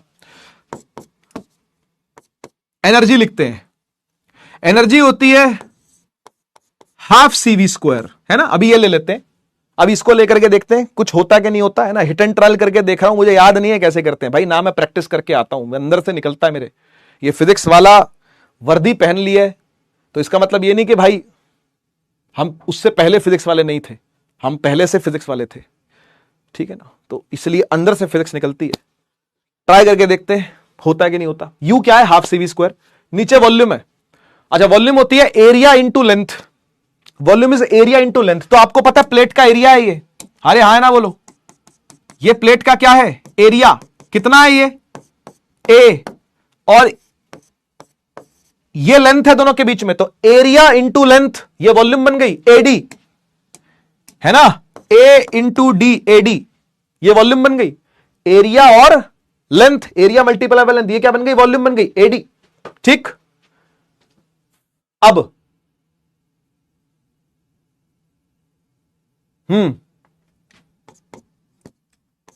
हाफ C की जगह पर मैं लिख सकता हूं ε0 A/D, क्योंकि ये पैरेलल प्लेट कैपेसिटर का फॉर्मूला होता है, की कैपेसिटेंस का फॉर्मूला होता है ना? तो मैं लिख सकता हूं इसको क्या? ε0 A/D। तो D के आगे और 2 AD और डैड हो गया नीचे, डैड नीचे डैड हो गया, समझ रहे हो? C से आ गया ε0 A/D, और AD पहले से भी था, तो ये बन गया डैड, ठीक है ना? तो ½ ε0 A/डैड। अभी V² और बाकी है, V² की कहानी अभी बाकी है। अच्छा बेटा, क्या मैं V को लिख सकता हूं? एक काम करते हैं, पहले मैं ऐसे लिख लेता हूं, V नो दैट, है ना, थोड़ी अंग्रेजी लिखवानी पड़ती है ना, we know that C is equal to epsilon naught A by D, ठीक है ना। तो ये बन जाएगा half epsilon naught A by D, है ना, साथ में V स्क्वायर, ठीक है। अब देख, अच्छा काट चल बाद में लेंगे, कोई नहीं, जो जो कटेगा वो बाद में काट लेंगे, कोई नहीं, ठीक है ना। अब हेयर V इज ED, ये बार बार नहीं बताऊंगा, पहले बता चुका हूं एक बार, V को ED लिख सकते हैं, इलेक्ट्रिक फील्ड इनटू सेपरेशन लिखा जा सकता है, तो V की जगह पर मैं ED पुट कर देता हूं यहां, तो ये हो जाएगा, देखता जा, हाफ एप्सिलॉन नॉट A बटा डैड, और V स्क्वायर की जगह पर E स्क्वायर D स्क्वायर, हाँ है ना, बोल, है ना, V स्क्वायर था ना, तो V की जगह पर ED पुट कर दिया, E स्क्वायर D स्क्वायर हो गया, ये सही बात है। काटो काटो काटो काटो, A से A काटो, 2D से 2D उड़ा दो, जो बच गया वो आपका आंसर है भाई, जो बच गया बस वहीं पर आपको रुक जाना है। Half epsilon nought electric field का square, half epsilon nought electric field का square, this is small U. What is small U? Energy density. What is small U? Energy density. ये फॉर्मूला है जी किसका? एनर्जी डेंसिटी का, half epsilon nought electric field का square. आपको एक बात बताऊं, हम जिस प्रकार ये एनर्जी डेंसिटी निकाल रहे हैं ना इलेक्ट्रिक एनर्जी के लिए, सिमिलरली हम मैग्नेटिक एनर्जी डेंसिटी भी निकालेंगे जब हम मैग्नेटिज्म के चैप्टर पढ़ेंगे। तो फिलहाल इसको हम यूई लिख लेते हैं, क्योंकि मैग्नेटिक एनर्जी डेंसिटी को यूबी लिखा जाता है, यूबी, ठीक है ना। और वो क्या होता है वो तब की तब जानेंगे, ठीक है ना। अभी के लिए बस आप इतना ही समझ लो कि यही है फॉर्मूला आपका किसका? इलेक्ट्रिक एनर्जी डेंसिटी का, ठीक है ना। एनर्जी डेंसिटी का फॉर्मूला यही है, एनर्जी डेंसिटी ना capacitor, half epsilon nought electric field की का स्क्वायर, ठीक है ना। बढ़िया। ये जो सवाल आपको दिख रहा है पीछे, ये PYQ पसंदीदा सवाल है किसका किसका? बोर्ड का, नीट का और जेई का भी। सिमिलर सवाल आया हुआ है तीनों में, सिमिलर, मैं नहीं कह रहा एग्जैक्ट सेम आया है, सिमिलर सवाल आया हुआ है। मैं आपको पोल देता हूं 30 सेकंड का, देखता हूं कि आप में से कौन पकड़ पाता है इसका आंसर।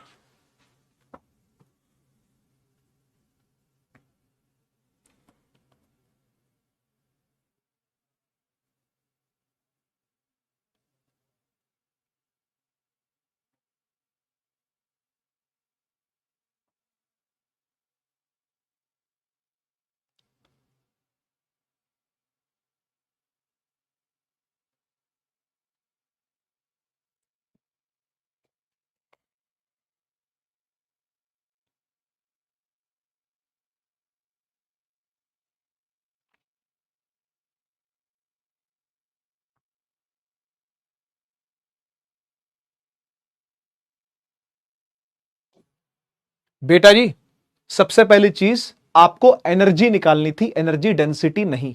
चेक करो, energy stored in the capacitor निकालना था आपको। अब बच्चा करता है, एनर्जी स्टोर्ड के उसको 3 फॉर्मूले पता होते हैं, एक U is equal to half CV square, एक Q स्क्वायर बटा 2C, एक हाफ QV। और मैं आपको बता दूं ये तीनों ही यहां पर काम नहीं आएंगे, ठीक है। फिर बच्चा, कुछ बच्चे क्या करते हैं, ये तो चलो ठीक है यहां तो फंस जाएंगे, फिर कुछ बच्चे क्या करेंगे, वो कहेंगे सर शायद एनर्जी डेंसिटी की बात हो रही होगी, क्योंकि अभी अभी पढ़ाया है वो, तो half epsilon nought electric field का स्क्वायर होता है वो, तो वो ये टिक मार देंगे C. The answer is not C, the answer is B. कैसे? इधर इधर, तेरे से एनर्जी पूछिए कि एनर्जी डेंसिटी पूछिए, पहले ये बता। सवाल ने पूछा क्या है? एनर्जी पूछी है। तो मेरे बच्चे, तुझे पता है स्मॉल यू जो होता है वो बड़ा यू बटा वॉल्यूम ही तो होता है। बेसिक पर तो स्टिक कर, कम से कम बेसिक तो तुझे आना चाहिए, है ना। और you is energy density, capital you is energy stored, और ये क्या है? वॉल्यूम। बेसिकली आपको वॉल्यूम को ले जाकर के यहां मल्टीप्लाई करवाना था, तो कैपिटल यू निकल के आ जाएगा स्मॉल यू इंटू वॉल्यूम, समझ गए। और स्मॉल यू क्या है? वो है half epsilon nought electric field का स्क्वायर मल्टीप्लाई बाय वॉल्यूम क्या है? एडी। बी से मैच हो रहा है, half epsilon nought electric field का स्क्वायर मल्टीप्लाई बाय एडी। ठीक है। तो उसके फॉर्मूले से एनर्जी निकाली गई है ये वाली, और पसंदीदा सवाल है पीवाईक्यू का। ये मत समझना कि सर ने आपको परेशान करने के लिए सवाल दिया, मैं परेशान नहीं करना चाहता। 4 बार पूछा गया पीवाईक्यू में, अलग अलग सालों में, अलग अलग ईयर्स में 4 टाइम्स पूछा गया यही सेम सवाल, मतलब कुछ वैल्यूज आगे पीछे बदल करके। ठीक है, देखो पता है ना मुझे, मेंटालिटी पता है बच्चे की कहां जाएगा, क्योंकि इतना पढ़ाया है। ऑनलाइन पढ़ाते 5 साल हो गए, ऑफलाइन पढ़ाते 5 साल हो गए, 10 साल हो चुके हैं, 12वीं वालों को पढ़ाते हुए 6 साल हो चुके हैं। तो मुझे पता है किस तरफ, किस दिशा में दिमाग चलता है बच्चे का। देखा ना आपने, सी। चलो कोई नहीं, बाकी नाम पढ़े अपने अपने और आगे चलते हैं। लास्ट टॉपिक है, क्योंकि इसी पर आकर के ये एनर्जी वाला टॉपिक पूरा खत्म होता है ना, तभी हम नेक्स्ट क्लास में नए टॉपिक से स्टार्ट करेंगे। बहुत इजी टॉपिक है, सुनिएगा जरा। कह रहा है वर्क डन और हीट प्रोड्यूस कितनी होगी सर्किट में। अब पहली बात, ये हीट की बात कहां से आ गई? आप एक बात बताओ, ऐसा कोई भी आपने बिजली का, ऐसा कोई भी आपने करंट चलने का, बिजली चलने का कोई डिवाइस देखा है जो गर्म ना होता हो? जो गर्म ना होता हो कोई ऐसा डिवाइस है? अब आएंगे कुछ शाणे बोलने के लिए, एसी, सर एसी ठंडा करता है। कभी एसी के पीछे जाके देख जरा, खड़ा नहीं हो पाएगा बेटा। सर फ्रिज पानी ठंडा करता है, उसके पीछे खड़ा होकर देख ले। कोई ऐसा इलेक्ट्रिकल डिवाइस है ही नहीं जो गर्म ना करता हो, कुछ ना कुछ गर्म तो करेगा ही करेगा। समझ गए ना? क्योंकि उसके अंदर इलेक्ट्रॉन्स हैं जो कि चल रहे हैं, इलेक्ट्रॉन्स को टक्करें मारनी है, एक दूसरे को कोलिजन होने, रेजिस्टेंस चलनी है, वो सारी कहानियां वहां पे है। ठीक है ना? तो कुछ ऐसा ही यहां पर भी हो रहा है। जब बैटरी, सोचना, जब बैटरी एक प्लेट में से खींच खींच के इलेक्ट्रॉन निकाल के दूसरी प्लेट पर चढ़ा रही है, एक प्लेट से खींचा दूसरी पे चढ़ाया, एक से खींचा दूसरी पे चढ़ाया, तो ये करने में क्या मेहनत नहीं लगेगी क्या बैटरी की? आप बताओ, ये करने में वर्क डन नहीं लगेगा क्या बैटरी का? लगेगा। और वो वर्क डन क्या पूरा का पूरा एनर्जी में चला जाएगा? सवाल ही नहीं उठता। कुछ ना कुछ हीट में भी जाया होगा, कुछ ना कुछ हीट में भी वेस्ट होगा। क्या कहते हो, नहीं होगा क्या? होगा ना? तो बेटा वर्क डन जितना बैटरी कर रही है, बात को समझना, वर्क डन जितना हमारी प्यारी बैटरिया कर रही है, जितना वर्क डन हमारी बैटरिया कर रही है, उसका कुछ भाग ही पोटेंशियल एनर्जी में स्टोर होगा, या फिर एनर्जी, इलेक्ट्रिक एनर्जी में स्टोर होगा। क्या कहते हो, हां या ना? Electric energy stored in a capacitor, stored in a capacitor, उसका कुछ ही भाग इसमें आएगा, बाकी बचा भाग हीट के फॉर्म में डिसिपेट होगा। हीट डिसिपेशन, समझते हो? हीट डिसिपेशन एक बहुत बड़ी समस्या है इस दुनिया की, बहुत बड़ी समस्या है। कोई भी इंजन खराब क्यों होता है, कोई भी मशीन खराब क्यों पड़ती है? इसलिए पड़ती है क्योंकि जब वो ओवर यूज हो जाती है तो पिघल जाती है, गल जाती है, वेयर एंड टियर हो जाता है, हीट का प्रोडक्शन एक्सेसिव होता है। ऐसा कोई काम इस दुनिया में नहीं है जो बिना हीट के हो जाए। कहीं ना कहीं हीट में कुछ ना कुछ डिसिपेशन तो होगा। डिसिपेशन का मतलब होता है सराउंडिंग में निकल जाना, सराउंडिंग में बह जाना। तो हीट निकल के सराउंडिंग्स में बह जाती है। अगर मैं ये हाथ भी हिला रहा हूं ना अपने ऐसे, तो ये भी एक वर्क डन ही है। सोचना, फिजिक्स ही है ये भी। मैं अगर अपने हाथ ऐसे हिला रहा हूं तो उसमें भी मेरे हाथ से कुछ हीट निकल के सराउंडिंग में जा रही है, और सराउंडिंग के मॉलिक्यूल्स को धक्के लग रहे हैं। नहीं लग रहे क्या? अगर मैं बोल भी रहा हूं ना तो मेरा गला गर्म है इस टाइम पर। हां, वो बीमार तो हूं ही, उसलिए तो गर्म है ही है, लेकिन वैसे भी बोल बोल के भी मैकेनिकल वर्क डन हो रहा है ना, कुछ हीट के फॉर्म में तो निकलना ही है। ऐसा कभी नहीं हो सकता कि हीट ना ही प्रोड्यूस हो, जीरो प्रोड्यूस हो हीट, ऐसा नहीं हो सकता। तो अब आपको वही निकालना है कि हीट डिसिपेट कितनी होती है जब हम कैपेसिटर को चार्ज करते हैं। तो आइए देखिए, तो आप क्या कर रहे हो, ऐसी लोकल सा बनाता हूं डायग्राम, ठीक है ना। आप क्या कर रहे हो, आपने एक बैटरी जोड़ रखी है प्लेट से, V पोटेंशियल की, है ना, और इसके ऊपर चार्ज चढ़ाई जा रहे हो आप।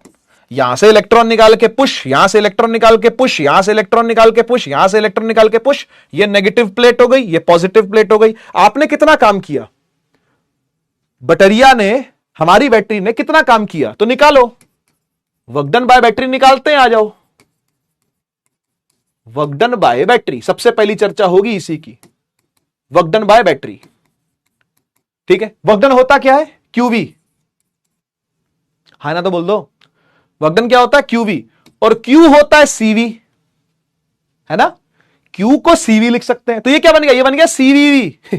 सीवीवी वो कोड होता है कार्ड के पीछे, देखा है वो सीवीवी, किसी को बताना नहीं होता है सीवीवी। ये देखो, ये देखो, हमारे पास भी एक क्रेडिट कार्ड है, इसके पीछे लिखा हुआ है सीवीवी, बताएंगे नहीं तुमको, जूम करके देख लो दिखे तो ठीक है, सीवीवी। तो ये वो सीवीवी नहीं है, ये सीवी स्क्वायर है बेसिकली, ये कैपेसिटेंस इनटू वोल्टेज का स्क्वायर है, इसे बोलते हैं वर्क डन। तो ये वर्क डन कौन सा है? बैटरी के द्वारा किया गया। बैटरी ने काम किया सीवी स्क्वायर। लेकिन एक बात बताओ, एनर्जी स्टोर कितनी होती है कैपेसिटर पर? एनर्जी स्टोर कितनी होती है? Energy stored on capacitor, in capacitor, कुछ भी बोलो, वो कितनी होती है भाई? वो होती है हाफ सीवी स्क्वायर। ओ माई गॉड, ओ माई गॉड, यानी आपके कहने का यह मतलब है सर कि बैटरी बेचारी सीवी स्क्वायर काम कर रही है, हां, और एनर्जी केवल हाफ सीवी स्क्वायर ही स्टोर हो रही है, हां, तो बाकी कहां गई? हीट के फॉर्म में निकल गई। सर आधी निकल गई? हां, आधी निकल गई। 50% ही एफिशिएंसी है कैपेसिटर की ठीक है, 50% ही, 50% तो हो गया ना, आधी उड़ गई, आधी हीट के फॉर्म में निकल गई, आधी ही जाकर के इलेक्ट्रिक एनर्जी में स्टोर हुई है जी। ठीक है, तो वर्क डन बाय बैटरिया कितना है? वो है सीवी स्क्वायर। एनर्जी स्टोर्ड कितनी हुई है भाई? वो है हाफ सीवी स्क्वायर। और फिर हीट डिसिपेटेड या प्रोड्यूस्ड, जो मर्जी कहो, इसको उठा के यहां ले जाओ, CV square minus half CV square is equal to heat. CV square में से हाफ सीवी स्क्वायर जाएगा सर, हाफ ही सीवी स्क्वायर आएगा, यानी हीट तो मालिक इतनी ही निकलेगी जितनी एनर्जी स्टोर होगी। सर ये तो मजा नहीं आया सर ये तो मजा नहीं आया सर, जितना एनर्जी स्टोर हो रहा है उतना ही निकल भी जा रहा है। हाँ तो क्या करें, अब ऐसा ही है, ऐसा ही है भाई, सत्य है ये, सच है ये, ऐसा ही होता है। बैटरी काम जितना भी करेगी उसका आधा ही जाके एनर्जी में स्टोर होगा, बाकी आधा ये खींचतान करवाने में, यहां से खींचा इलेक्ट्रॉन वहां चढ़ाए, यहां से खींचे वहां चढ़ाए, ये करने में एनर्जी बर्बाद होती है, ये करने में हीट डिसिपेट होती है। बहुत बढ़िया, समझ में आया होगा होपफुली, क्योंकि बहुत ही फील वाला टॉपिक है ये।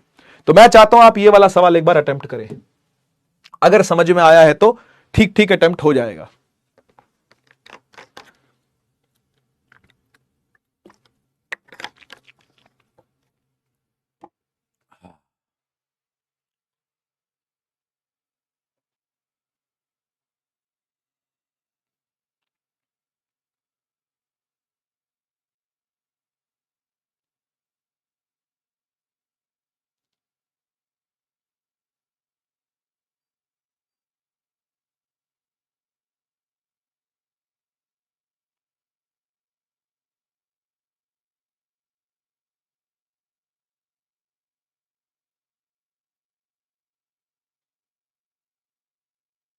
हाँ तो बेटा बहुत ही इजी सवाल है ये। अगर बैटरी ने बेटा 200 जूल का काम किया है तो आधा ही एनर्जी में जाएगा, यानी 100 जूल इसका आंसर है, इसमें कुछ ज्यादा सोचना ही नहीं आपने। ठीक है ना, वर्क डन बाय बैटरी कितना है? 200, उसमें से 100 चला जाएगा हीट में और 100 आ जाएगा स्टोरेज में। चलिए पकड़ पाए, काफी सारे बच्चे पकड़ पाए इस बात को, है ना, नाम पढ़ लो। एक और अच्छा सवाल, करेक्ट, अनचार्ज्ड कैपेसिटर है और वो फुली चार्ज कर दिया गया बैटरी लगा करके। क्या बात है जी, बैटरी ने बहुत काम किया होगा, यानी हाँ किया है। तो आपको रेशियो बताना है कितनी एनर्जी स्टोर हुई है और कितना बैटरी ने वर्क डन किया है। वही सेम सवाल अलग तरीके से पूछा गया आपसे, इस बार रेशियो की कहानी है। तो मैं चाहता हूं कि यह भी आप अटेम्प्ट करें। ठीक है, ऊपर यू बताना है, यानी कितनी एनर्जी स्टोर हुई है कैपेसिटर में, और नीचे वर्क डन बताना है। इसका रेशियो कितना होगा आपको बताना है। इजी सवाल है भाई, ऐसे ऐसे सवाल आपको करने आने चाहिए। थोड़ा बहुत मैथमेटिक्स का ही तो ऊपर नीचे हुआ इसमें, कॉन्सेप्ट तो आपको समझ में आ ही गया है ना, कॉन्सेप्ट तो आप जानते ही हो।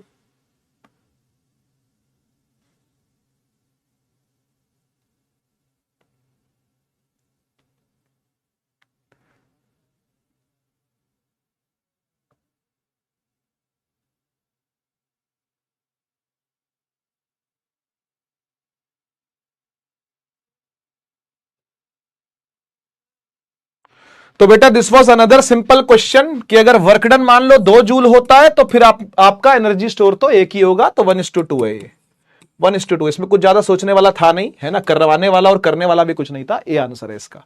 ठीक है ना, एनर्जी एक ही पॉइंट आएगी अगर वर्क डन 2 पॉइंट हो रहा है तो। डबल मेहनत करनी पड़ती है बैटरी को, ठीक है ना, तब जाके कुछ आउटपुट आता है उसका, ठीक है ना। तुम पता नहीं कहां उलझ गए यार भाई, इतनी आसान चीजों में भी कहां उलझ जाते हो पता नहीं यार। चलो कोई नहीं, सब कुछ तो लिख के देता हूं मैं तुमको कि किससे क्या डिवाइड करना है। अभी तो अगर मैं ये लिख के ना दूं अगर, तो पता नहीं फिर तो क्या ही हो, फिर तो 50-50 हो जाए, 1:2, 2:1 में।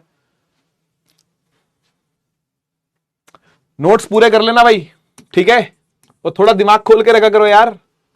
है मैथमेटिक्स तुमको कहां कमजोर कर रही है यार, है ना। ये तो बचपन की मैथमेटिक्स है।